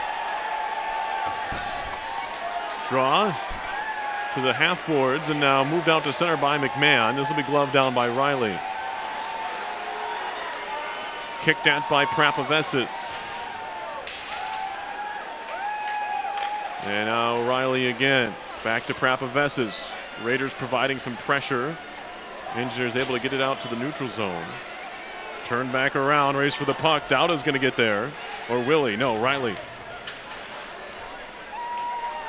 Up the wall. In the air, glove down by Racine. Brooks goes D-to-D to Austin. Austin back to McMahon. He'll stick handle into the zone. Stops at the circle. McMahon on his backhand. Poked free by Prapavesis. Dowda turning, he fanned on the shot. Gathered in by the Engineers. Whiffin. And now move back the other way. A shot coming from Dowda. Saved by Marshall, and he holds on. Big save there. As the T-shirts are flying all around us. And we're able to keep our cool. That's yeah, I almost had one. Yeah, but you're going for that one. But you know, Lyndon Marshall, a good save here. Obviously, the Broadway kind of clears out for Dowda. but he puts it right on the glove of Marshall. Good job, out and up. Didn't make the catch initially, but knocked it down, found it quickly. So good job by Lyndon Marshall there. Face-off coming up in the RPI zone. 7:53 to play in the second. Game hanging in the balance just a bit here with RPI down 2 and playing against one of the top goalies in the country, just even as a sophomore, Colton Point. And you can't afford to give another one, and you want one sooner rather than later. Yeah, that's absolutely right, and I think it's just going to be important that they get up there and just get a lot of pucks on net. We saw not that many shots. Shots were 7-5 in favor of Colgate in the first period, and it's been pretty similar numbers to that, I'd say, here in the second so far. Tyrannies. Wilson in the air. Glove down by Cosgrove. Morello will sweep it into the zone. There's been some big comebacks in Freakout history. RPI looking for another one here. Wilson will shoot it in. Good to see Liljegren back out there again, I think. Now Burgess.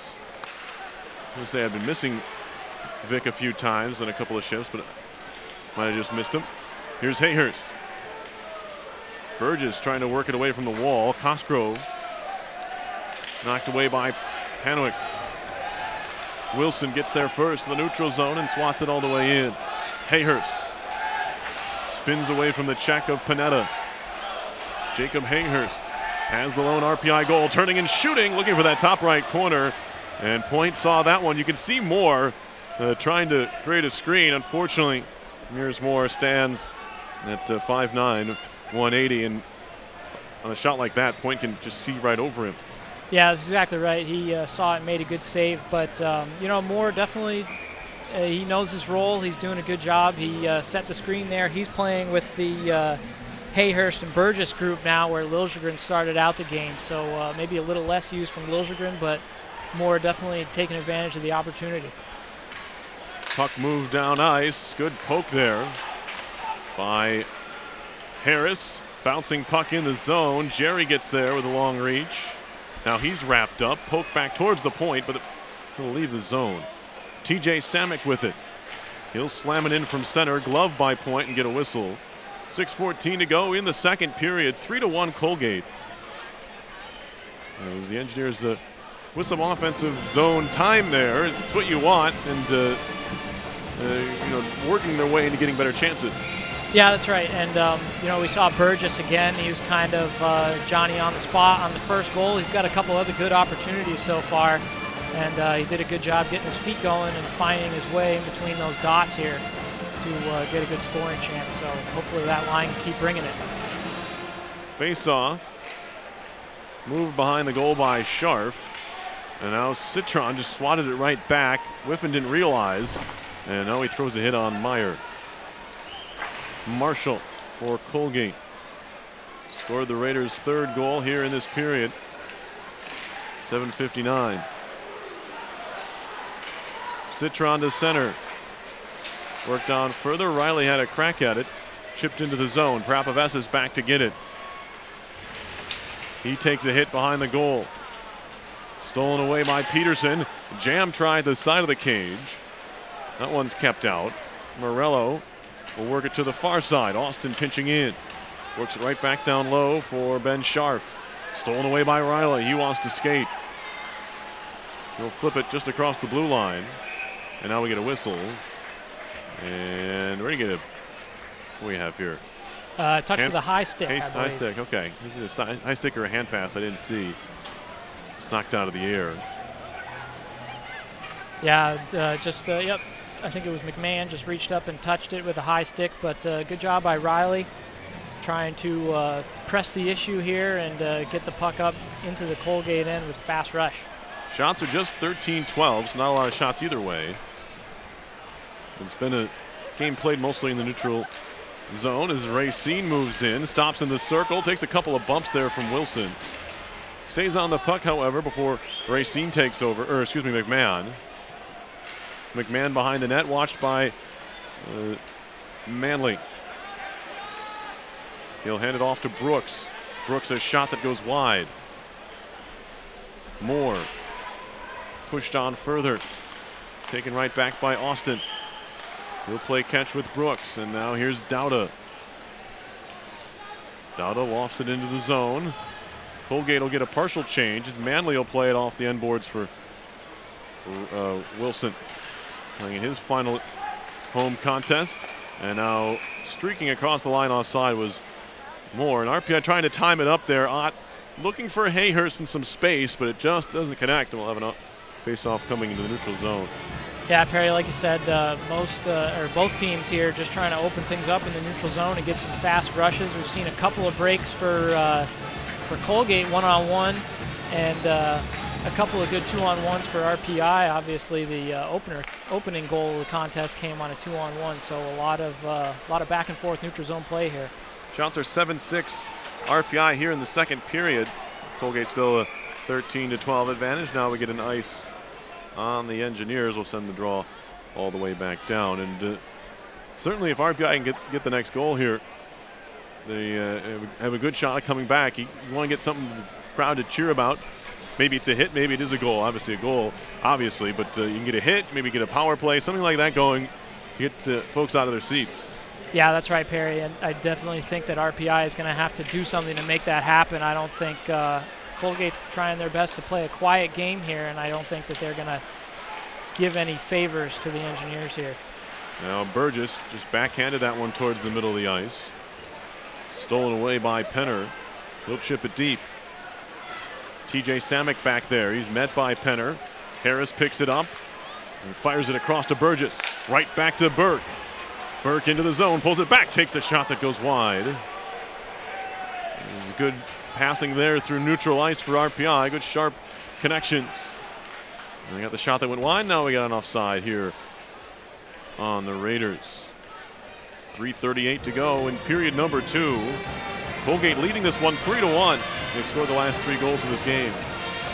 Yeah, Perry, and we saw a good line rush there as Burke, the freshman, was able to walk in. He didn't maybe get the move off like he wanted to, but still a shot on net there. Riley, stick handling. Still Riley going. Pops free to Emil Orval. He'll shoot it off the end boards. Will Riley there. Patrick Polino to the point. Prapavesis. He'll throw it towards goal. Got a redirection in front from Orval. I think Point made the save. Back come the Raiders. Sliding into the end boards was Cockrell. And now it's picked up by Prapavesis. Pass a bit behind Polino. He's waiting for it. Stolen right back by McKechnie. Prapavesis to the point. Shot by Brooks goes wide along the ice. Now Austin a try. Rebound came free. And it looked like Panowick had a crack at it, but back come the Engineers. Prapavesis will shovel it in on the backhand. RPI will change all 5 as Point will leave it for Austin. Time continues to tick away on period number 2 as Tyrannese flips it deep now. Point lets it run, picked up by Ott, has a man in front. It's Tyrannese, hit him in the skate. Comes free to Wilson. Wilson a shot in the right pad stop there as the Point was already in the butterfly. Easily kicked aside. Manley tried to fire down the middle. It was broken up by the man in front of him, Marshall. Peterson takes a hit from Wilson. Stick handling free is Scharf to the point. Panetta, and we get an offside with 2:03 on the clock, second period. Just 28 total shots, split evenly, 14 apiece halfway through this game. Not a high shot total, but Colgate doesn't mind with a 2-goal advantage. Yeah, I think they're perfectly content to keep playing the way they're playing. They're very disciplined team, and they're moving the puck pretty well and staying out of the box, like you mentioned earlier. No power plays yet for the Engineers, so just not really giving them anything to grab onto. Here's Burgess. He'll lift it across the line, but it's forced right back out to center. Wilson will shoot it in, bounding down behind the goal. Well, fanning on one there was Moore, picked up by Morello, back to the point. Harris a wrister, that one's blocked down. And now Burgess tried to glove it, no. Center ice carry, ahead for McMahon. Trying to work around Wilson, and it's poked to the corner. Dauda, as Wilson knocks McMahon down, he looks up as to maybe expect to see an arm up, but he didn't get it. He continues to play, carried behind the goal by Morello. Jake Morello on the move. Hands it off for Burgess. Burgess skates through into the attacking zone. His shot was blocked down. Ties up a stick, finds Morello. Morello fakes. Morello in, and he fires wide. Now Moore a chance at the side of the goal, but he was tied up as well. And now trying to stick handle out of trouble was McAvoy. He gets it as far as center and keeps on trucking. Paul McAvoy, as we're under a minute to go in the second period. McAvoy looking to cycle now. It's Jeanson. Penner to the point. Chipped deep by Austin. And now Jerry.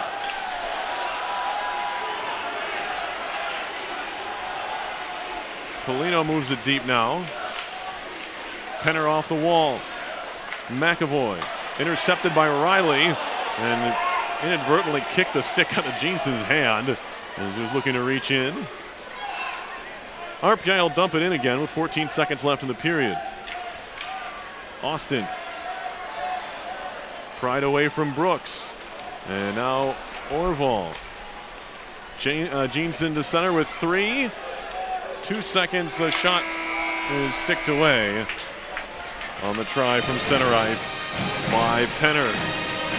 3-1 Colgate leads here as we are through 2 periods of play at the Houston Fieldhouse.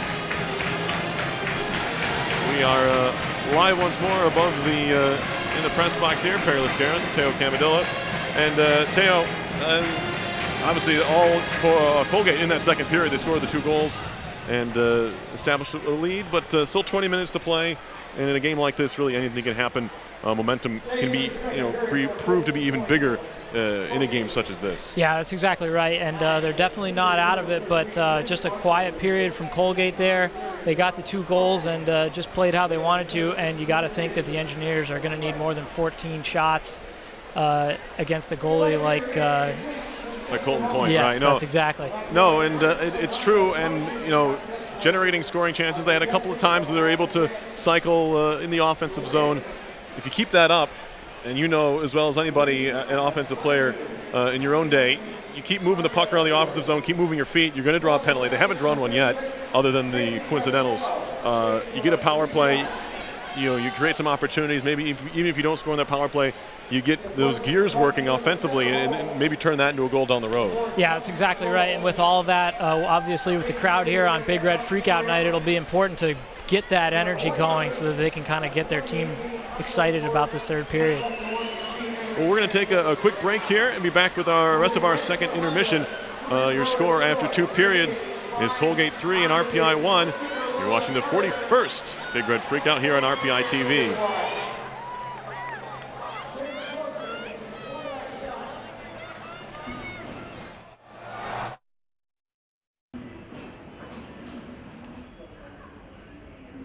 Hey, Jason, it's been a while. I think you should save. That's a great idea. What a fantastic save by Jason Kasdorf. The RPI goaltender is on top of his game tonight. I can't wait to see what he comes up with next.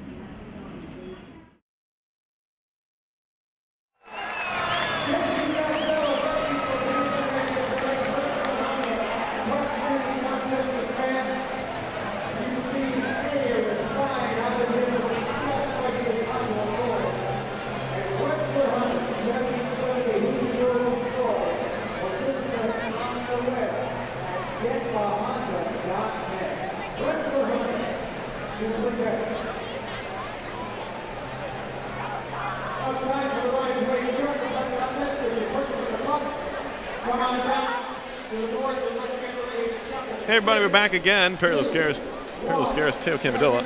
I combined the names there.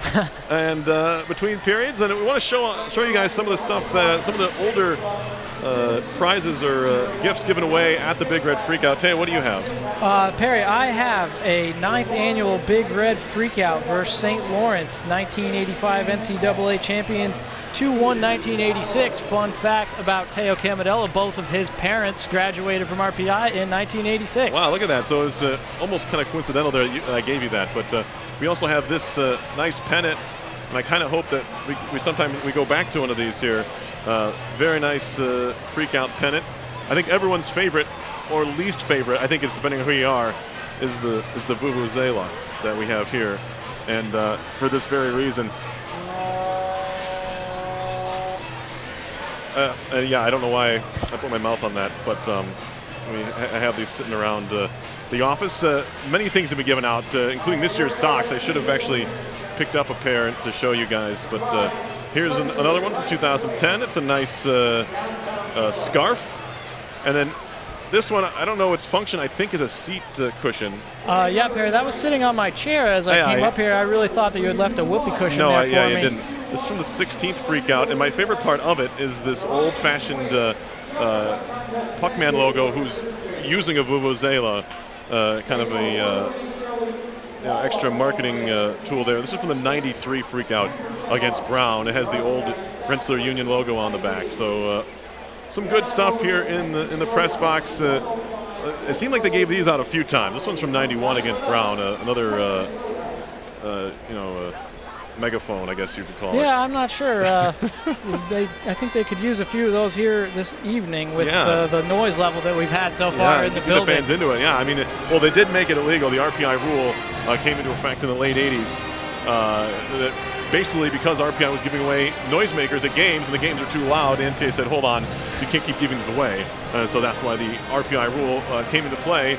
And so something RPI was responsible for. They're raucous fans throughout the years, changing the rule books, and that's something that certainly to be proud of as an RPI alums ourselves, that we were able to have that kind of effect. We're going to take another break here and be back with more from the Houston Fieldhouse in our second intermission. It is Colgate 3, RPI 1 in the 41st Big Red Freakout.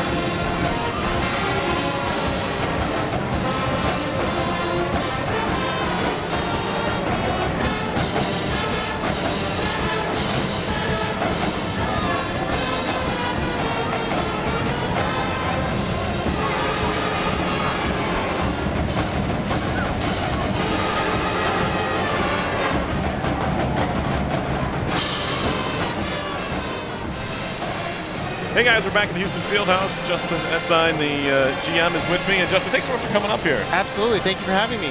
Justin, the GM, what are your kind of responsibilities with the student union? Well, the GM chairs the student senate and serves as the leader of the union, but most importantly, it serves as the collective voice of the student body, making sure that you have the opportunity to advocate on behalf of students and bring their ideas to fruition across campus, which has really proven especially helpful this year with all of the drastic changes coming to our union with the student-run nature. What made you want to run for GM in the first place? Well, honestly, I could say that the union helped shape who I am today, and it's really helped change me for the better a lot over the past 4 years. And so I felt that it would be only appropriate to give back in the form of GM. What are some of the major developments from the Senate in the recent times? We've had a fantastic year so far. In communications, we've been working on some monthly updates and student government social media check-ins. We've been working on academics on an interdisciplinary symposium, and we've also been working on online drop-in tutoring pilot. And last but not least, we've also been working on a prescription delivery service pilot program with Mara's Pharmacy, and that's just the tip of the iceberg. And so I'd really like to thank everyone on the Student Senate who's been able to make that possible. And thank you so much to all of you. That's cool. So it seems like some technological advances allow you to kind of do some of this kind of stuff. Oh my God, it's incredible what our students are able to do. That's fantastic. And now I'm sure you're enjoying another Freakout here as a fan. Absolutely, go Red. So Justin, for you, and I know there's so many clubs and stuff. I know that the PU has a lot to do with that too. But how is it for you as a leader in the student government here to see so many clubs being successful in whatever kind of they're trying to do, whether it be RPTV, WRPI, the sports teams as well? Well, I think the clubs here that have been doing a phenomenal job putting on Freakout across, as well as the clubs across campus. And so what I want student government to be is to be the conduit, almost invisible to these students in order for them to be able to achieve their goals through these clubs. Student government should be a resource to them in order to help them accomplish whatever goals like they have with this special production they have tonight. So congratulations to RPI TV, WRPI, all of the athletes. You've done a phenomenal job, and I'm very excited to be a fan. And finally, what are you looking forward to most for the upcoming few months here? Obviously, graduation's coming up in a little bit for the senior class, and all those great things that come on with that. Moving on in the careers. Honestly, I think one of the most exciting things we have coming up is GM Week. All the exciting events. I don't know if did you hear about the new theme for the year? No, I haven't. We're doing the Rensselaer Rodeo. Okay. It's going to be some nice, exciting things. We handed out some cowbells to celebrate the announcement. The committee is being led by a student named Andrew. They're doing a phenomenal job. I'm very excited to see what happens. Fantastic. So GM Week, not too long down the road. Yep, GM Week's first week of April. First week of April, and some warmer weather to come as well. Hopefully, yeah. Justin, just like that Wednesday. Just like that one Wednesday we had. Oh, yeah. Justin Edson here in the press box. We'll be right back with more from the Houston Fieldhouse and the 41st Big Red Freakout. Thank you.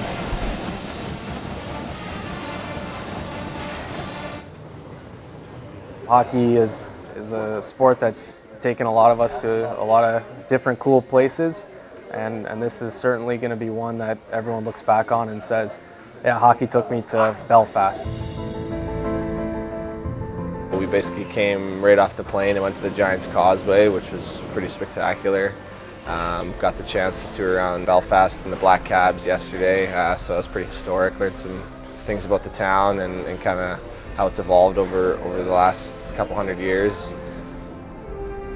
So today we came to the special needs school. It was just an unbelievable experience. We got to interact with all the students, dress them up in hockey gear, play a little hockey with them. Right off the bat, I think there was 4 or 5 or 6 pretty diehard Belfast Giants fans, so they were excited to see some more hockey players. Well, it's always good to get back to different communities, and now we're in Belfast and get to experience all of this and be a part of their society. So, just good to be able to give back a little bit and, be humble that we have the opportunity to be here. Secondly, all the guys from RPI, the engineers from Troy, New York. There they are. Well, I think it started with the league, with the ECAC and Hockey East forming a partnership to bring teams over here. And this might be a once-in-a-lifetime experience for all of us. And there's such terrific tradition and history here in not only Ireland, but Northern Ireland in particular. And we want to soak it all in and still be prepared to play hockey on Friday. The most exciting part of coming to Northern Ireland is just it's been a new, fresh experience for all of us. It's my first time overseas, and it's definitely just a really cool experience being over here. So practice today, we just worked on some pace and passing, and then a little bit of power play. Still just trying to keep the pace up, keep up the energy, and get ready for a big game this weekend. I hope our guys remember Northern Ireland for the hospitality, the history, the tradition, and the pride that's throughout every street and person in Belfast here. Let's play some hockey!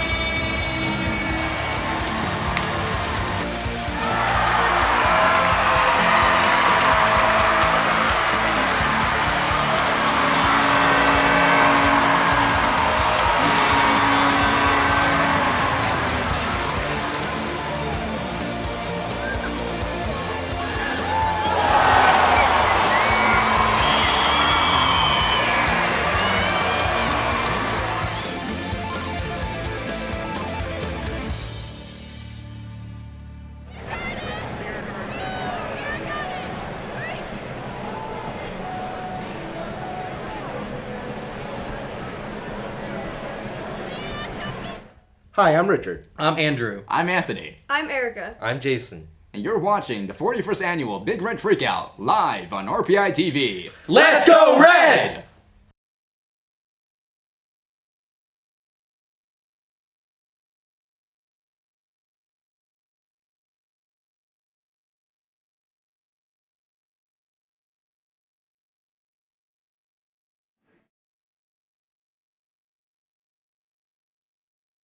Uh, 20 minutes left in this game. What's the most important thing for RPI, especially early on in the third period? Definitely just to keep making those opportunities for themselves, Perry. They got some opportunities for themselves, and Colgate was able to take advantage of theirs, but RPI just a couple chances in that period they missed, so they're going to have to keep doing that and keep crashing guys to the net with some energy to try and make something happen and get one any way they can. Kind of a weird situation with the broken skate blade for Lyndon Marshall. To come out of the game, Chase Perry came in, and we mentioned it was a tough shot no matter who was in goal there, but it kind of threw a weird vibe into this game, and I don't know the best way to explain it. Marshall came on, he gave up a couple in that second period, and Colton Point was really spectacular in a couple of saves. That seems like right now it's the difference in this game with the way these two teams are playing. Yeah, I think you're definitely right, Perry. Obviously, Point, one of the better goaltenders around, and RPI only put 14 at him so far. But yeah, like you say, I think the whole skate issue in the first period kind of put the building in a lull, and maybe the team too. So just pretty unfortunate there that's how it worked out. But Perry came in and gave up that one unlucky goal on a bounce, and so he did what he could, but just kind of took him out of the game, I think, a little bit. Do you feel like RPI needs to outshoot Colgate here? Do you think they have to throw 15 shots on goal in this period to come back? It couldn't hurt. Definitely not. But RPI will head out there, 20 minutes left, and obviously get the band, get everybody going, get fired up, and anything can happen if you get that first goal early, especially. Yeah, that's exactly right. There's tons of time left here, nothing to worry about for sure, and we've seen RPI battle back from worse this season, absolutely. They've come back from deficits before, and they'll have to do it here against one of the, as Teo mentioned, Colton Point, one of the better goaltenders in the league, if not the country. RPI, Victor Liljegren, I don't think we saw him late in that period. He might have had some issue spur up again. You have to really appreciate him wanting to come back and play on senior night, I'm sure, as he did. He's been an iron horse in this lineup for RPI throughout his career. Prapavesas, too, who's played just about every game since his freshman year, and Wilson as well. So these guys have all contributed all 4 years, and really have to commend Liljegren for wanting to come out here and play on senior night. Yeah, that's absolutely right. And like you say, not getting quite the use that I think he wanted. You can see he's wearing a ankle protector on his right boot there. But Mears Moore getting his chance with the first line here of Burgess and Hayhurst. And we saw Mears Moore make one of the only big hits here for the Engineers earlier in the game in that second period. So hopefully they continue to bring the energy. Faceoffs, actually, I think they were even. RPI has won 23 draws to Colgate's 13. Hayhurst is 7-4, Brady Whiffen 6-2, Jake Morello 4-1, Billy Jerry 4-3. So all four centermen are above 500. That's a good thing to see if you're RPI. Yeah, absolutely. And now it's going to be important for them to take that possession and turn it into some more opportunities here in the third. Underway, third period, RPI and Colgate. The 41st playing in the Big Red Freakout. Patrick Polino's going to pick it up and lob it high in the air to center ice where it's gloved down. Turned back around by the Raiders who dump it in. Polino waiting at the half boards to center through the legs of Hayhurst. And now Austin. Cross ice feed deflected into the Colgate bench. Watch out. Quick reactions over there. Looked like Dauda, or maybe Sharp, just flinching out of the way of that puck. Yeah, that one definitely came in a little hot. Center ice draw coming up. Just 35 seconds into the third period. Charlie Manley across for Burgess. Gathered in by Austin. Hunter Racine. Dauda run into by Wilson. They both go down. Tyrannies, and now Manley leaves it behind the goal for Murillo. Morello, a spin move. Works it up the wall. Burgess waits for it. Chipped off the wall for Wilson. Played it across. He had Morello. Just missed him. Gathered in by Tierney's. Behind the back pass. Burgess walking in. Burgess to the net. Burgess to the goal line. It's in! And no signal. Yeah, no signal at all, Perry. He couldn't decide either way. The puck went in the net. Yeah, you know, Burgess made a great play. I've never seen that. Yeah, he walked in there and he made a good move at the blue on a little drop pass, touch pass from his friend, and he got in there all alone, and Point kind of just spun around, and they're definitely going to have to take a look at this because there really was no call on the ice at all. So we'll get another look at it here on the feed. Burgess got his stick lifted. Point looked like he was turning around, and that's definitely got to be under his blocker. You don't think it went in? Oh, I think it went in. I think that as soon as it crossed the goal line, he had it covered with the top part of his blocker there. We're going to find out for sure here in a minute. But the whistle went, and I think the referee maybe thought he had it covered. But yeah, we saw him standing kind of over here in front of the bus. All right, we're going to top-down look at this, and the question is, well, it went in. I think. Oh, I think it was across the goal line, and it's just going to be whether they can be sure that it did. They don't have access to RPI TV's goal cams, or maybe they do. This is going to give us a pretty good look. Yeah, so you're going to see unfortunately, Point's pretty clever there, and he's quick, and he got that blocker on top of it. So it probably was in the net, maybe, could be. Here's the issue for RPI is that it may have crossed the line, but we're never going to. There's no evidence there's no great look so far. No. So I'm sticking with. I'm going to say no goal here. Yeah. Well, it seems like that was probably the call on the ice. Right. The referee just kind of, and you can see in this replay if you look. Oh, he's over there in front of the Toyota sign. Few bodies in between him and the net. Not the best place to make the call on that play. They're going to look at a tape on that one, I'm sure.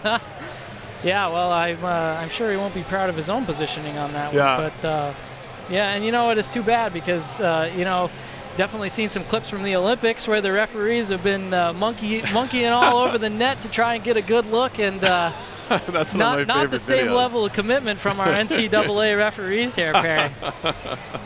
I love that clip. No, and the problem is, Point did such a good job of covering up his tracks there. He put that big blocker on top of it, and from all the evidence we've seen, it looks like the puck had to have crossed the line, but there's no video evidence to conclusively prove that, so I think they can look at this all night. I don't think they're going to change their mind. Yeah, I don't know. I mean, I'm not sure. I just, I think it's obvious the puck goes into. It's just whether they can see a good look that tells them. They don't have access to this camera angle, by the way, the one that RPI TV that we're showing here. They only have the top down, and from this is probably gives you the best look, but unfortunately the officials can't use it. Yeah, I think we might have at least seen an outline of the puck on that top-down view. Just you're right. You can't see any white space between the goal line and the puck. It's kind of hard to make that call for sure. Yeah. Yeah. So Point spins and he just gets that blocker down. I can't believe he held onto his stick while he was doing that. Yeah, it didn't seem possible with the post there. They're going to keep looking at this, but I can't see how they're going to call this a goal. I just don't. And RPI is going to need it. The good news is Engineers are generating chances. That was a great move. Todd Burgess deked through half the Colgate team on his way to the net. Yeah, it really was. That top-down move looks like the puck had to be in the goal from where he grabbed it from. But again, you can't see the actual goal line, so you can't tell if it was over or not. That's the biggest problem. Yeah. Because of the fact that you can see the puck and you can see his blocker, but you can't see its relationship to the goal line immediately. So yeah, they can keep looking at this, and I can keep talking about it. It's not going to change much. No goal. And that's pretty much what we expected. Kevin Graber waves it off. Still 3-1, and a faceoff coming up in the Colgate end. Yeah, and unfortunately, Perry, for the Engineers, a lot of befuddled men in red jerseys standing around in front of the RPI bench as Coach Smith gets the explanation. But I think especially with that another lull, like we mentioned, this is something they're going to want to avoid is worrying too much about that call. All the Colgate Raiders back in front of their netminder, ready to go, and RPI, 18 minutes and 50 seconds left to get 2 goals. That's pretty much all day here, so time to just refocus and worry about making sure the next one gets in the back of the net. Oh boy. Still discussing here, and we're going to have to get back to hockey soon enough. We're going to draw this one up eventually. Burgess back out there, robbed of a goal here. As the draw is won by the Raiders. Finally back to action. We've had a couple of delays here. Could go well into the night. Tierney to the point. Wilson can't corral. Now a chance to break. No, it's past Penner and everybody. Lost sight of the puck now, given away. Wraparound in front. Fandon, rebound, hits a body. Where is it? I think it's under Marshall. We get a whistle. Oh boy.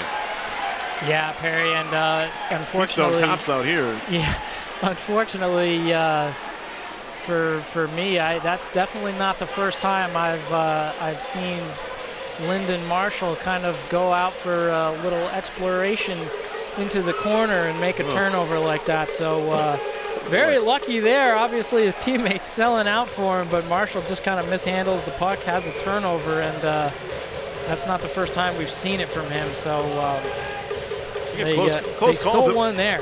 Close calls at both ends. He ends up pinning the puck between his legs, facing the net. But they don't care how. They just care how many, I guess, and that's along those lines. Although RPI fans would rather not see that again. 3-1 is the Colgate lead with 18:15. Still plenty of time left in this third period.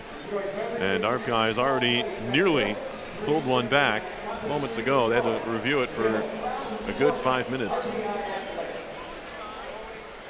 Yep.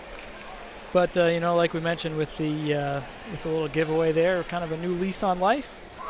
Plenty of time left in this one, still just a 2-goal deficit. Cosgrove a drive and a glove saved by Marshall. Cover up. Evan Peterson a little bit late to the party in front of the goal, and Marshall is able to throw his mid on top. Draw will move to the other side of the RPI zone. Yeah, and he saw that one all the way. The last goal coming on a redirect where he was very blinded, just maybe not out and up as far as he would have wanted to be on that point shot there, but still made a good save. Face off one back. Cosgrove shot blocked by Burke. Tapped to center. Polino wants to go. Has Panetta in his way and is picked up by Polino in the corner. He's wrapped up now by Panetta.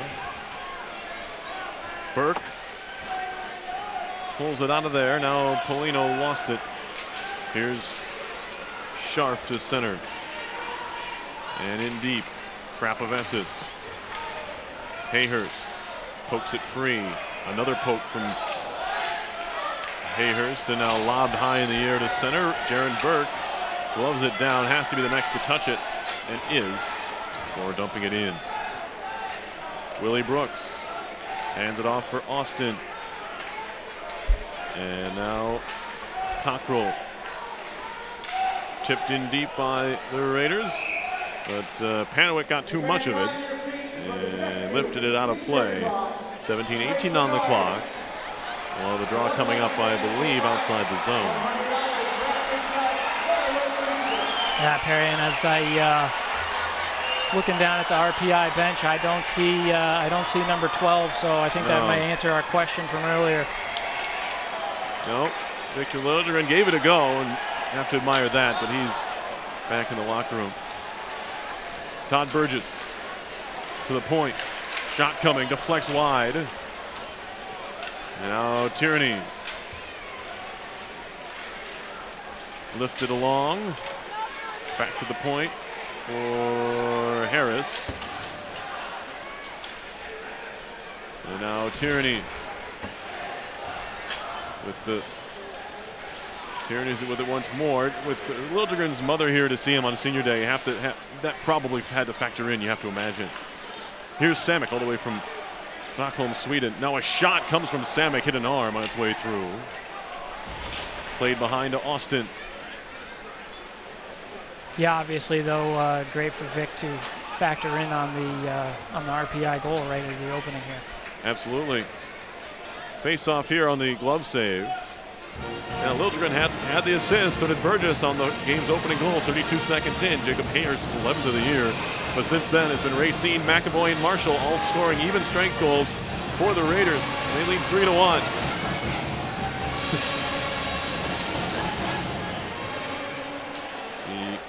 The RPI Jumbotron still not over that no-go call. They just showed it again. Chipped off the glass to center ice. Yeah, unfortunately, even from that net cam view, I don't think there's a smoking gun like you said. No. Poked out to neutral ice. Dowda had it for a moment. Played back by Peterson. Citron. Back from Meyer. He'll shoot it in. Gloved by Marshall and left aside for Wilson. The senior from Calgary, Alberta. 27 career goals for the Engineers. Now a shot by Moore and a blocker save by Point. Moved out by Penner. Parapavesis goes D to Riley. Riley fumbles the puck, but McMahon was offside. And that'll draw a whistle here. Are they calling it intentional offside? It appears so. Yeah, I think they're going to say that they gave him enough of a chance to clear the zone, and he did not. So we'll get a quick replay here. Mears Moore, he makes a good rush up the side. Just a little quick drag, maybe a foot towards himself, and a good snapshot that gave Point a little bit of trouble. He got up there with his blocker to get it. Draw here, one back to Austin. Slap towards the point, carried out by Jeanson. Penner moves it deep. Emil Orval in the corner. Point shot over the top from Meyer. We'll get another stoppage. 15-11 to go. Shots are 18-16 RPI, but they trail 3-1. Draws still in control of the Engineers by a factor of 26-19. So Colgate's closed the gap a bit there. Yeah, but you know, a little more of what we wanted to see. A little more press up, a little more crashing down in the other zone, and getting some more chances for the Engineers. Face off here. Hayhurst to take it. Up against Peterson, who's listed as a winger, the senior for the Raiders from Lakeville, Minnesota, but he's been taking a number of draws here. Now a shot from the point, and a knuckle puck headed wide off the stick of Meyer. Stolen away, TJ Samek. 2 assists last night. They were his first 2 of the year. RPI's 4-2 loss to Cornell. Broken up there by Hayhurst. Puck went behind the goal. Shot near side off the glass to center ice. Samek is going to track it down there. Immediate pressure from Scharf. Works it across for Matt Harris. He flings it in the air past Moore. This will be icing on RPI. Yeah, just a little bit of a ill-advised play there from Harris as he just kind of took a wrist shot at Moore on the near side wall. Could have made a flat pass and broken him into the zone. Elected not to, and they'll go back to Lyndon Marshall's right here. Face off, push behind the goal. Samek for Moore. And now Polino moves it across the line. Second effort. Got it past Austin. Now Austin nearly gave it away to Hayhurst. He works it ahead for Brooks. Now Wilson up the boards. Tyrannies finding Hayhurst. Has to work for it. Hayhurst at the half wall. His man falls down. Back to the point. Wilson a drive. That one skips through Point. Now another centering pass. Tyrannies a try. Stopped by Point. And it comes free to Manley.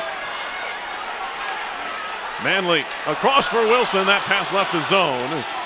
And they'll just bandy it in. Does Manley. As I believe Point's playing without his stick, and now he just shoves down Burgess, and he's going to take an interference call. And Colton Point's furious about something. I didn't see it, Teo. Did you see what happened? No, I did not see it. I was keeping an eye up here on the Engineers trying to regroup. as the wayward pass went out of the zone. He didn't have his stick, and it must have been the reason why. Well, he had lost the stick, I think, a little earlier on in the play, and he had fallen down onto his behind. And yep, there's the stick. That's after Still the fact. hasn't reached down to get it. Oh, and I think we just saw what the penalty is going to be, Perry. I saw the penalty. I mean, I don't know how he lost his stick and why he would do that. He just shoves Burgess without the puck. Yes, well, we knew that's interference. Yeah, almost a little bit of an illegal block in the back. We got all kinds of bad things going on. No, I think maybe, I didn't see, but... It's going to be served by McKechnie. Maybe he thinks that an engineer took away his opportunity to pick his stick back up. Maybe, but still doesn't excuse that. No, certainly not. Power play for RPI, it's first. The Engineers on the season. Well, the man advantage, 17 for 130, that's 13.1%. They look to be offside. Yes. Offside whistle goes. Minute 40 left on the man advantage. The Raiders on the kill. 103 for 123. That's 83.7%. Yeah, so the Raiders penalty killing at a pretty good clip, but you know, this is probably the best opportunity that RPI is going to get here. You know, like we said, Colgate doing a pretty good job staying disciplined, but that was a bad time for Colton Point to make a mistake like that, pretty selfishly. Yeah, just a sophomore.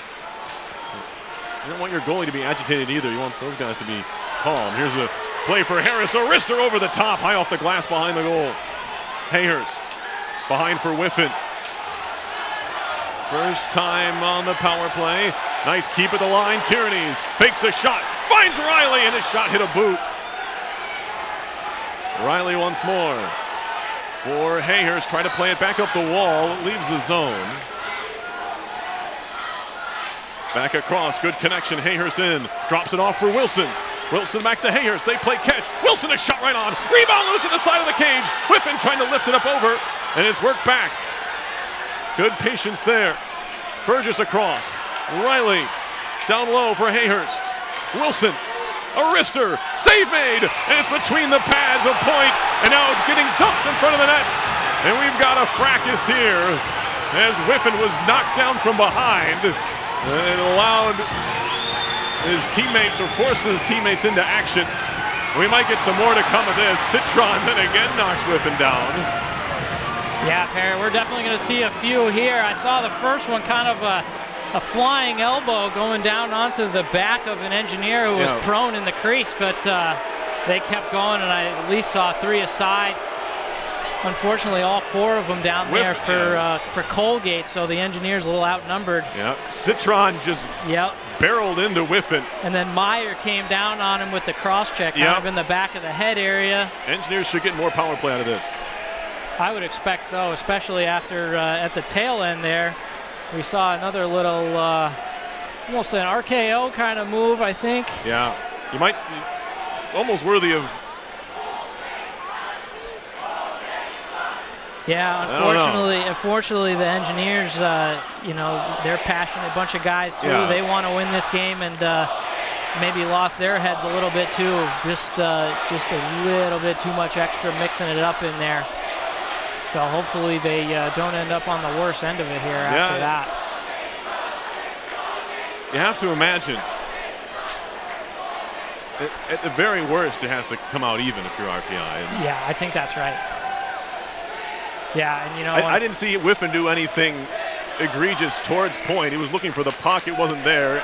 He got popped, and then he got a second time. He got a cross check to the back of the head. Yeah, and you know, really, Point, he did a good job making the save. He kept the puck under him, and he did a really good job, good awareness, getting to the right side of the net and behind the goal line, so that if it was under him, there was no way it was going to be in. So Point had really cleared out of the area, and unfortunately, the Colgate guys just kept coming at him.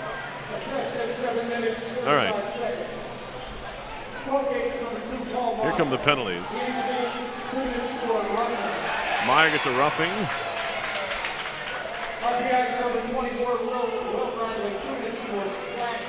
Okay. That's it? That's pretty surprising to me, Perry. Yeah. That's pretty, well, Colgate.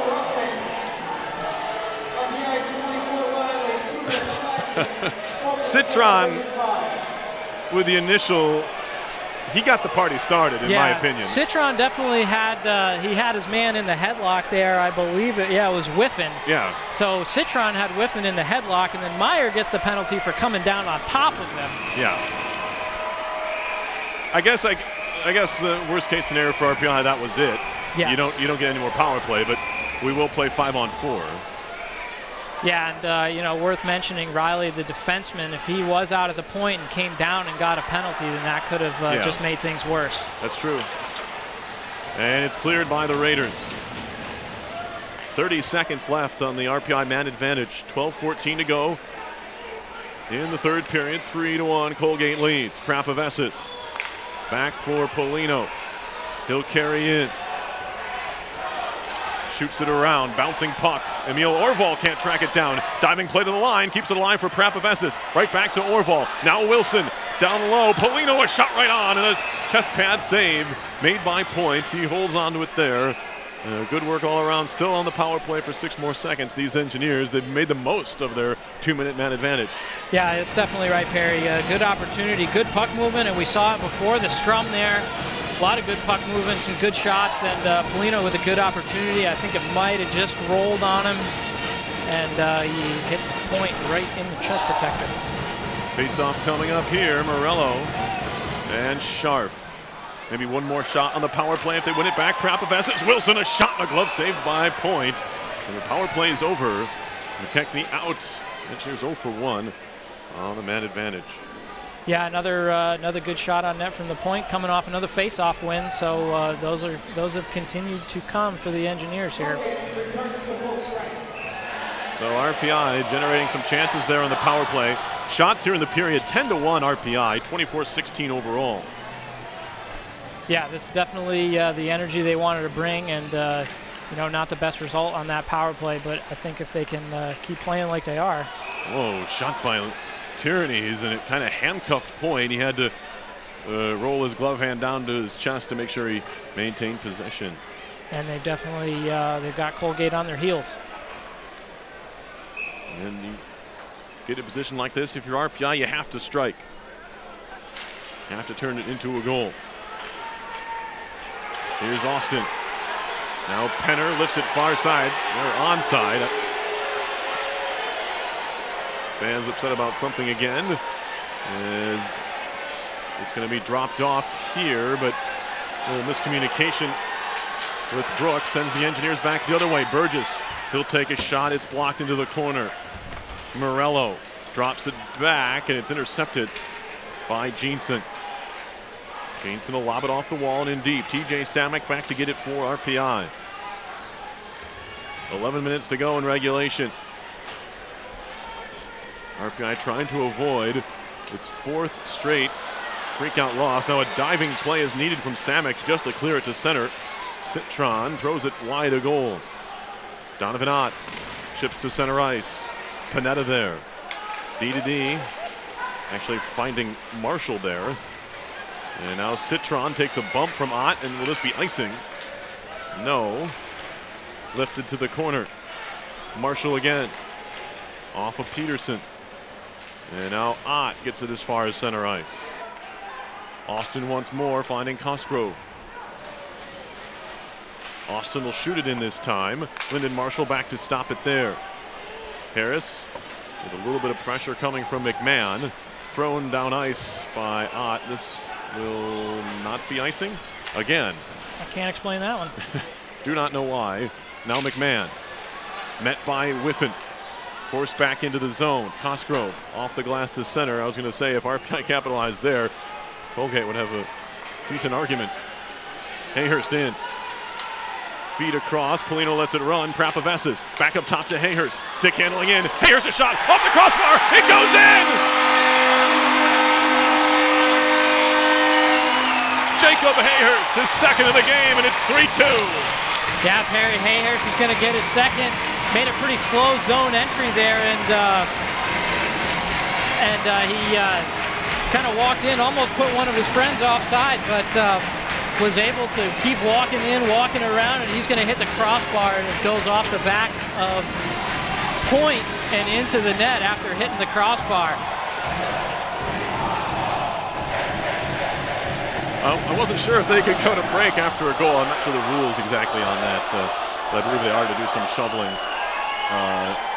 So the folks back home probably get a chance to see our smiling faces again, which I'm sure they're all looking forward to. But a big-time goal there for Jacob Hanger. It's not a bad time for it anyway, right? Yeah, that's absolutely right. RPI gets the goal. They've been firing on all cylinders here in this period.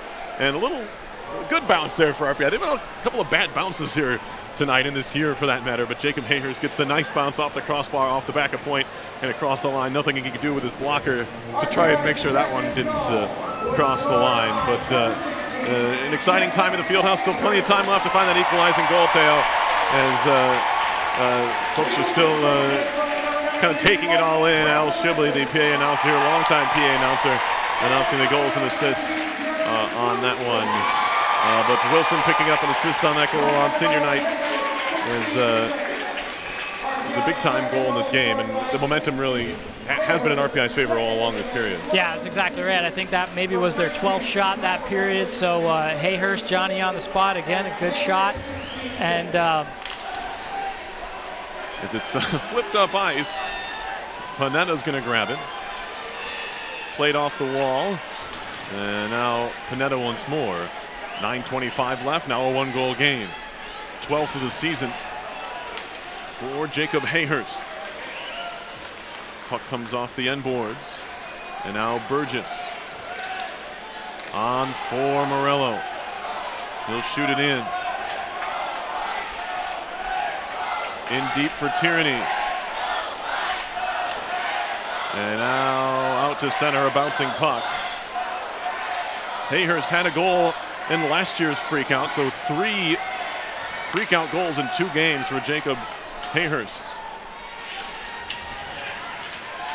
Last year's game against Quinnipiac, a 7-3 defeat. Now throwing it through the top of the crease was Polino. Whiffin.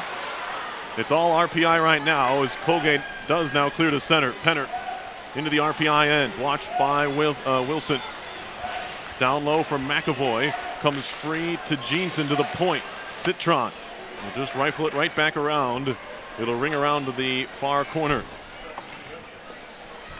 Now Manley has his man pinned up there, and Colgate content to run out some time off the clock, 200 feet from their own goal. Yeah, no kidding. Fans are getting anxious, but McAvoy, he's a pretty big kid, 6'2", 185, from Richmond, Kentucky, and he's in about 20-25 seconds of just puck sitting in the corner. Now it finally comes free into a dangerous location. Marshall's going to cover with Jeanson waiting on the doorstep, but that group did their job. I mean, it's not pretty, but you pin the puck in the corner, time just continues to run off the clock, and you have a 1-goal lead.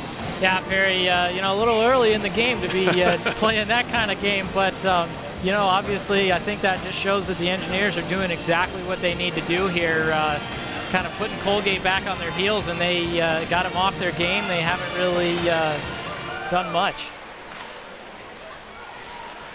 As it's shot around to the near side. And backhanded in by Peterson. Prapavesis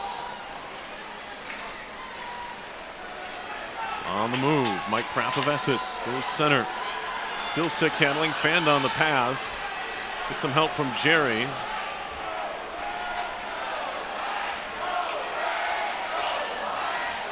As it's gathered in by Peterson at center.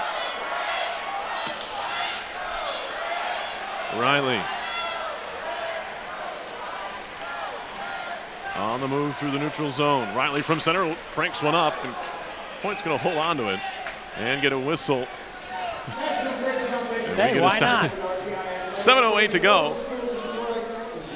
Engineers have done a good job in the face-off circle, so maybe in other times this year, early in the year, you say, well, offensive zone draw doesn't mean much, but tonight, RPI's win one more than they've lost, and that's what you want here in an offensive zone draw, a chance to get a shot. Yeah, absolutely, and Colgate not really making it difficult for the Engineers to break into the zone there, playing pretty relaxed on the forecheck. Well, Colgate wins this face-off, but it goes right back to Point, who covers again. face things off once more. Shots are 28-17 RPI. Yeah, this has been a great third period so far for the Engineers, Perry. Trying to put on a show. They win it cleanly this time. Back to Samick. Burgess to the middle of the ice. Pushed away. Lifting it into the neutral zone was McMahon. As Burgess then throws a hit into Penner. Left in the corner. TJ Samick. Stolen away. Now he battles with Dauda. Dauda has his stick underneath him. Samick goes down in the corner. Taken away by McMahon. Bobby McMahon, 14 goals, 13 assists. He's been kept in check, really, by this RPI team. Now it's gloved down at center. Both here tonight and in Hamilton. The top point getter for the Raiders. Engineers have done a nice job with him. Now Harris, far side, intercepted. And it's Meyer who wants to skate. Meyer, a slap shot, and he missed it wide. This will carry him all the way out of the zone and all the way back into Raiders territory. That's a tough giveaway from Harris there, Perry. Now a near giveaway here. Hayhurst trying to find it. Drops it off for Polino. And that just doesn't connect. Cockrell, cross-ice feed. Panowick will turn and shoot it in. Marshall stops it there. 5:48 to go in regulation. It's a one-goal game. Fans here itching for a reason to stand up and shout once more. It's tipped into the RPI end. Mears Moore back to get it. Left for Jerry. And now Moore. Ahead for Wilson. Tips off his stick to Austin. He'll turn it right back around. Can Scharf get a piece? I don't think so. Icing here on Colgate with 5:20 to go. Yeah, and Engineers are going to be the benefactor of an icing here, but just maybe getting a little overexcited. A couple of maybe not so good breakout passes into the neutral zone. One caused a rush the other way, and Colgate Raider man shot it wide. Prapavesis to the point. Orval's shot hit the man right in front of him. And now Jerry. Across, and now pops in the air in the neutral zone.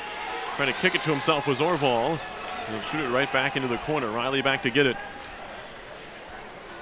Will Riley. Stick handling through center. Into the attacking zone. Riley on the move. Riley going coast to coast, and it went through the legs, but not past point. As it's fired wide by Prapavesis. Oh, so close. Will Riley to goal number 8. Yeah, that was an unbelievably close call there as it snuck through the 5-hole. Just not quite enough juice on it. Now a shot, and they score. McAvoy makes it 4-2 as he goes in off the upper 90.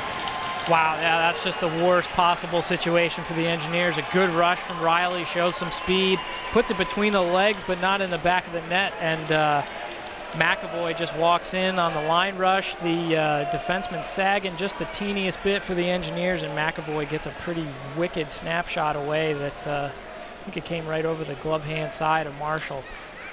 So another really bad luck, another bad bounce, and Engineers are on the worst end of that one for sure. Tough there for the Engineers. They were buzzing all period. And to have McAvoy, that is second of the game, 6th of the season. Certainly against the run of play for RPI. Now they're onside. Tierney's a shot, that one looking for the short side. Point made the save. In the air, off the glass. Back to pick it up, Mears Moore, junior from Duluth, Minnesota. Ahead for Morello, and now Tierney's. Tierney's in, a shot, that one hit a body. Dauda gathered in for a moment. He'll go back behind the net. Left there, center back to Moore. Moore on the move, ran into a couple of Raiders and lost the puck. Now worked back for Wilson, high in the air, near side, out of play. We get a stoppage with 3:46 left, and Engineers need 2 again. It worked so hard to get that second goal, to pull within 1, and to have it just kind of thrown right back in your face. Tough. We'll see if RPI is able to rebound. Yeah, that's going to be a tough one to handle. Obviously not much time left, but they've played very well this third period so far. No reason to stop now. Shots are 15-2 RPI in the frame, 29-17 Engineers overall, and they win another draw here. Prapovessis. Marshall about to go off with 3:35 left. And they just iced the puck, did the Raiders. Yeah, so the Engineers are going to get an offensive zone draw. See if they put Marshall back in the net or not, but... they're going to. Nope, he's sitting down. He's going to have a seat. So Coach Smith obviously not happy, going to try anything he can to have his guys win a hockey game here. Well, he's going for it. 6-on-5 hockey with 3:28 to go. In a 2-goal game. Good keep at the blue line. Now a chance for the Raiders to break to center. Prapovessis be the last man back, and he'll end up finding Hayhurst. Throw it towards the net. Looking for Ott on the redirect. Didn't get it, but Ott now has it behind the goal. Left there. Hayhurst using his speed and quickness to get to the puck. To the point. Riley, a shot through traffic, hit a leg. Might have even been Polino. Now back to the point once more. Snap towards goal, and that one changed directions in front of point, but wide. Polino again. Still 6-on-5 here for RPI. Down by 2 in the freakout. Down low, Hayhurst whiffing. A shot, hit a skate, lifted in the air for a moment by Ott, but he couldn't get it past point. Prapovessis far side for Hayhurst. Up top, Riley. A drive, and it's blocked. Chopped dead by Ott, and a chance to move out to center ice. Cockrell is an open net, and he finds it from center. And it's 5-2. A well-placed shot, and had to calm his nerve there. An empty 4x6, not easy to hit always, especially on the move like that, and he made it look easy. Yeah, Cockrell skating full speed up here, picked up a loose puck and just launched it in, but you know, I think that's a good opportunity for the Engineers with the goalie pulled, some good 6-on-5 play, a couple good shots on net. Good block from the Colgate Raider that led to the empty netter for Cockrell. Couple of chances there, 6-on-5. Marshall back in.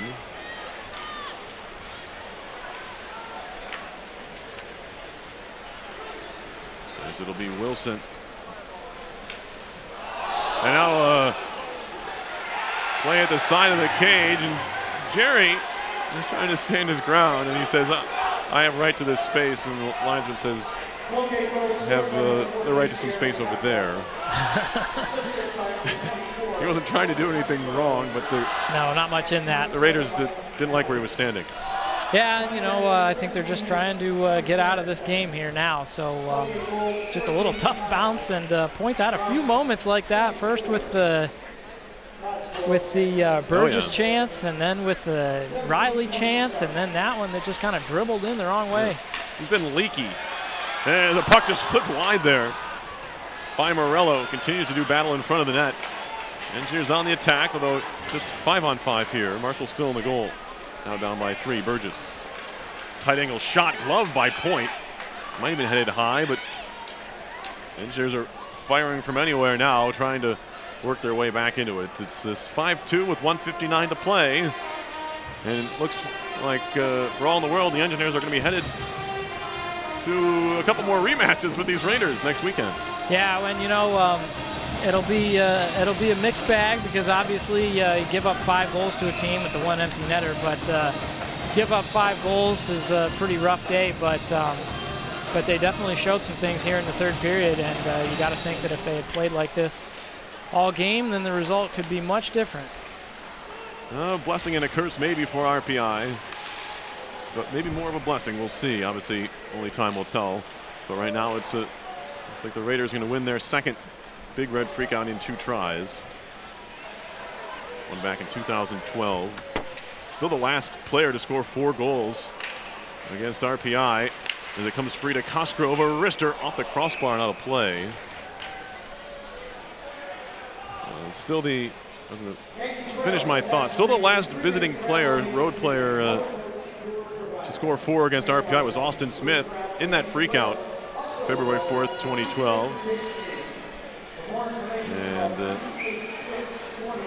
it will remain unless McAvoy gets real hot in the final 1:30. He's got 2.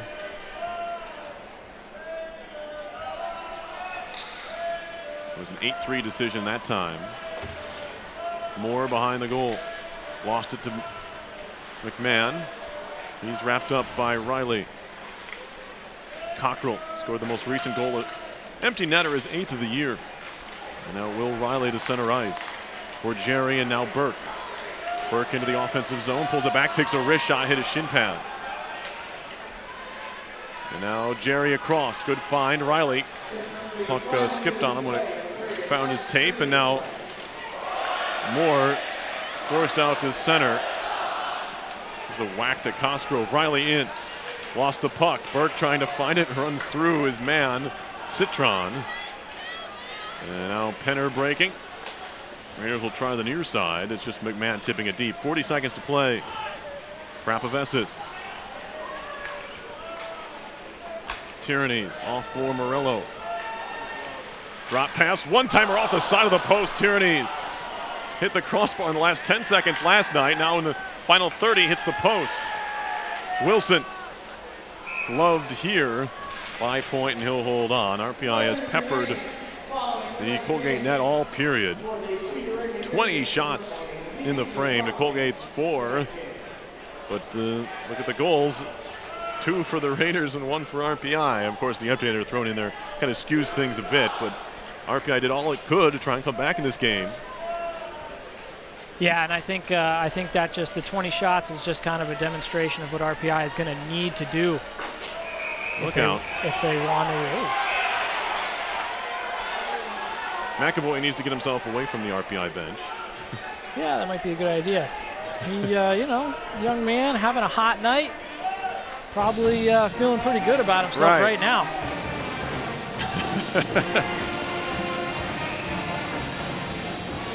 Draw coming, 14.5 left. 35-19, Engineers have the shot advantage.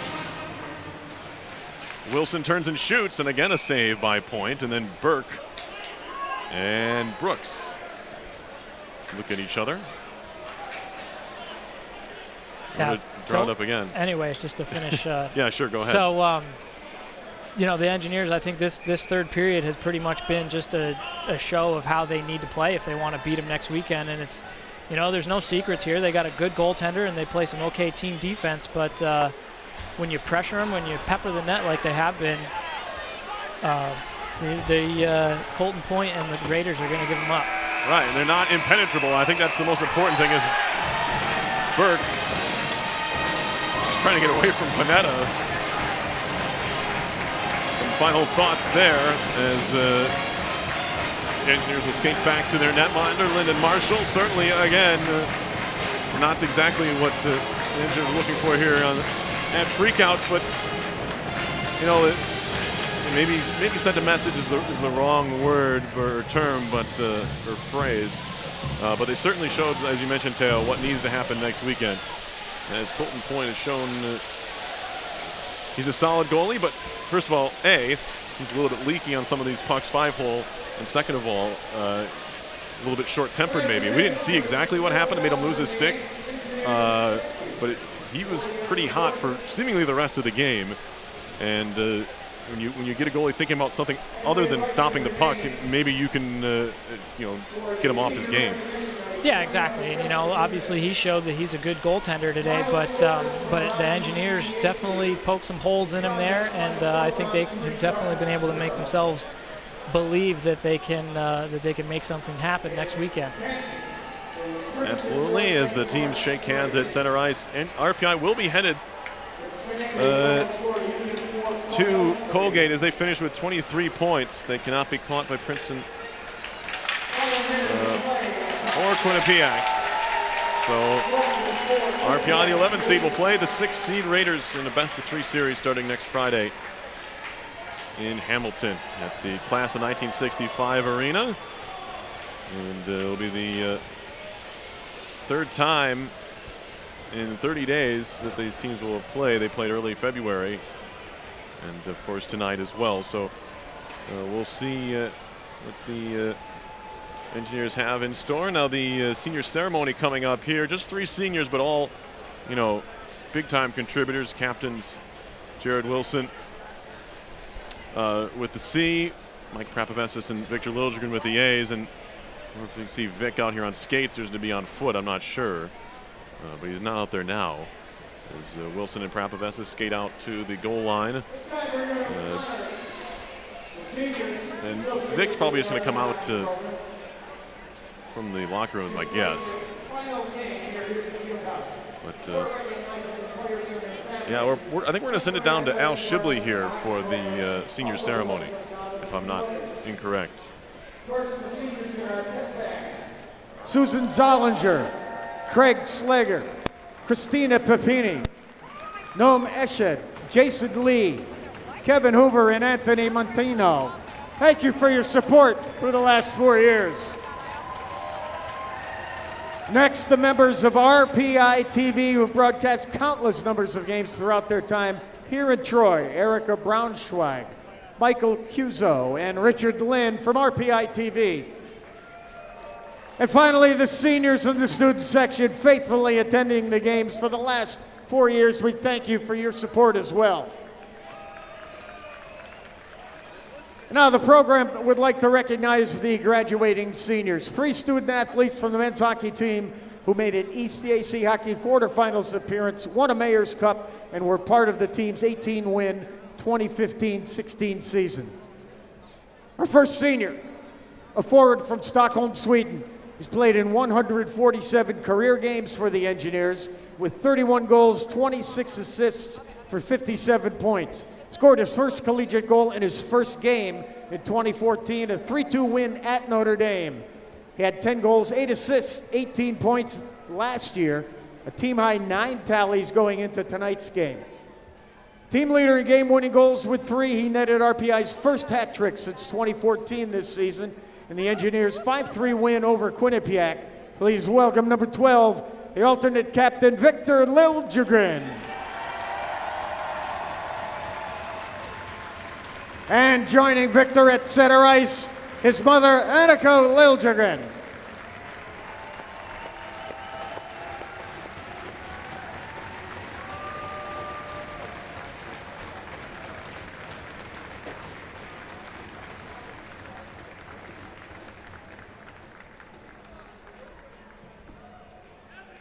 Next up, a defenseman from Oakville, Ontario. He played in 151 career games, ranks 3rd in school history in that category.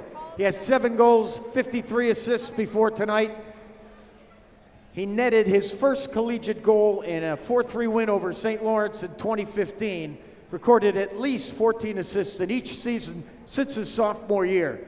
He leads the team this year with 18 assists, including 5 multi-assist games. His 79 block shots in 2015-16 were 13th most in the country. Currently leads RPI this year with 45. Number 19, the alternate captain, Mike Prapavesas.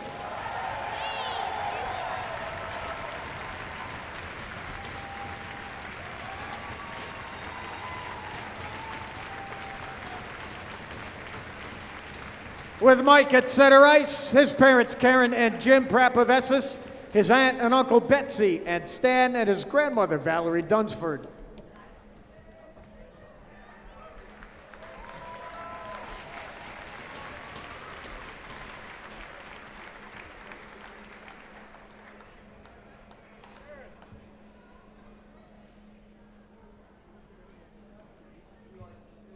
And our third senior, a defenseman from Calgary, Alberta. He's played in 148 career games, scoring 27 goals and 24 assists before tonight. He registered his first collegiate goal on Halloween in 2014, helping the Engineers to a 6-1 win over Union right here at Houston Fieldhouse. He's the leader in goals by a defenseman last season with 11. He had at least 6 assists in each of his 4 years at RPI.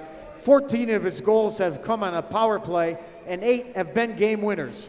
His 27 lifetime goals are the most by an RPI defenseman since Nick Balin had 33. Number 13, the captain, Jared Wilson.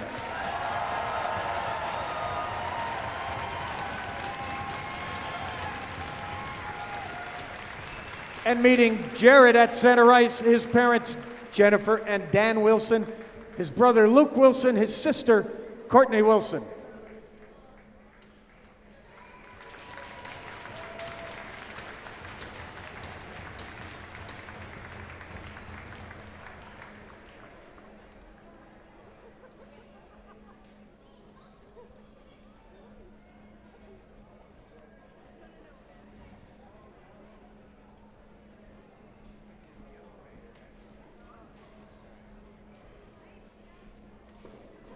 Hockey fans, this is the group representing your program in a first-class manner, your Rensselaer men's hockey senior class.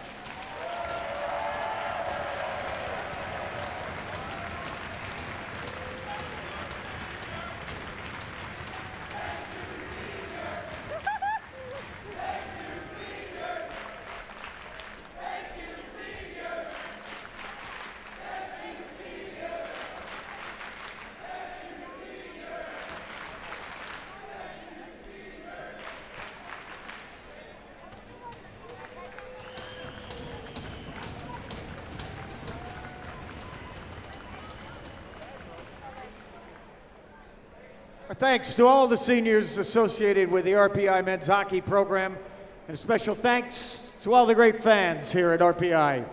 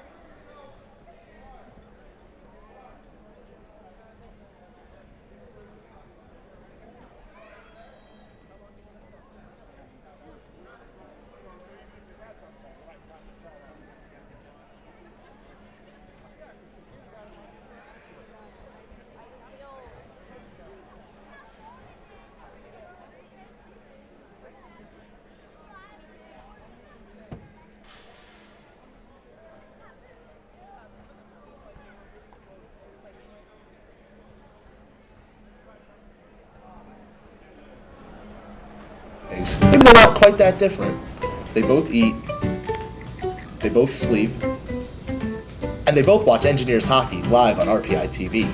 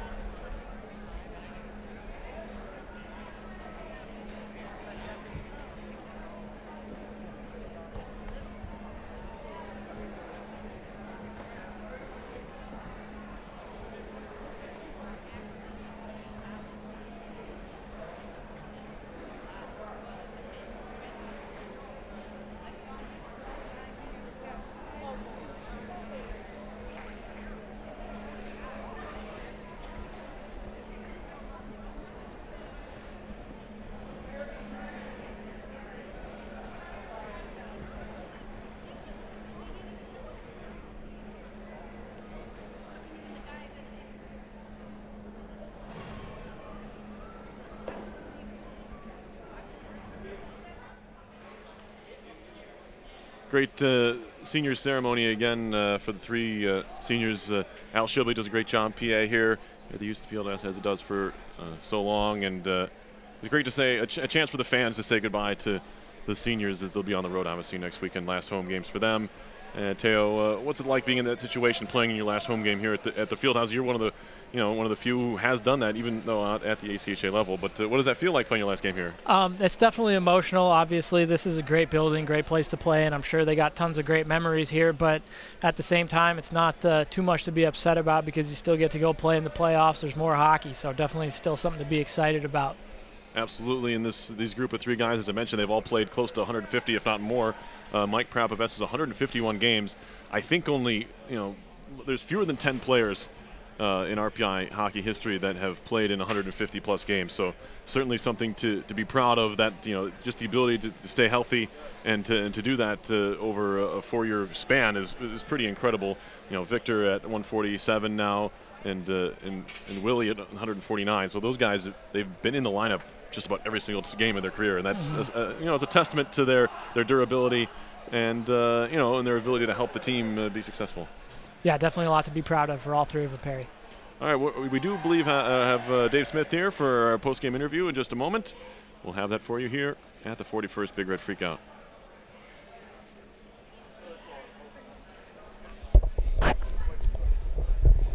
Are we coming back after this?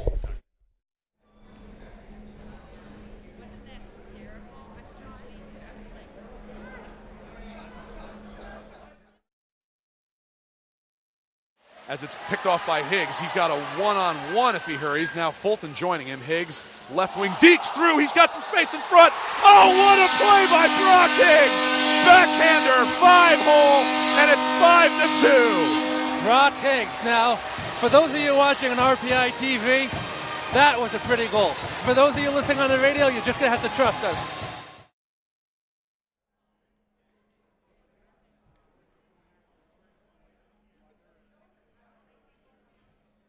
Beauty of live internet TV. Here with RPI head coach Dave Smith and coach, exciting game here tonight. Big third period, tried to make a comeback, but ultimately, what were your thoughts overall on the outing here?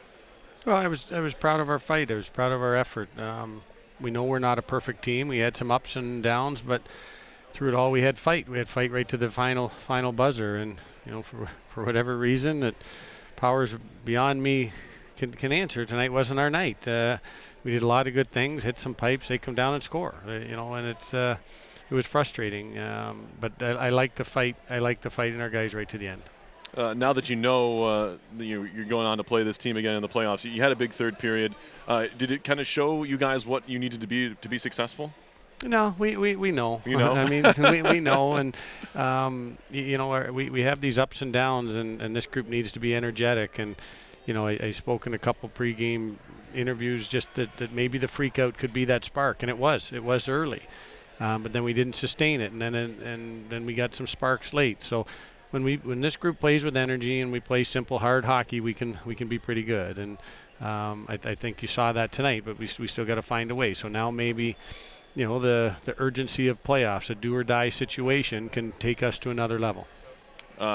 You have your three seniors here, and Vic gave it a go. He gave it his best effort there early. He got an assist early on, but what does that really say about him wanting to be out there on senior night to give it his best go here, even getting hurt not too long ago? Yeah, I mean it's terrific, and he was more emotional after the game because he knows that he wanted to go and couldn't, and he gave it his best shot, and now we got to do the best and get him ready for next weekend again. And all three of the seniors, there's something special about that group, and we talk with all of them, and any successes that we have moving forward, whether it be next weekend, or next season or in the season after, these guys kicked us off in my tenure here to a really good start.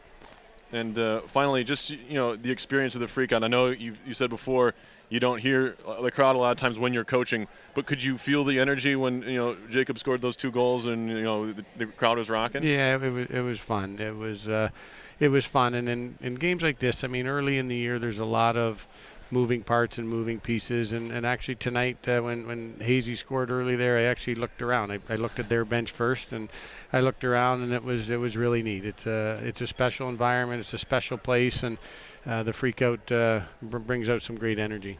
All right, Dave, thanks so much for joining us here after this one, and I'll let you get back to families and stuff downstairs. Thanks, Barry. Dave Smith, RPI head coach, will be back with a final wrap-up here from the Houston Fieldhouse in just a minute.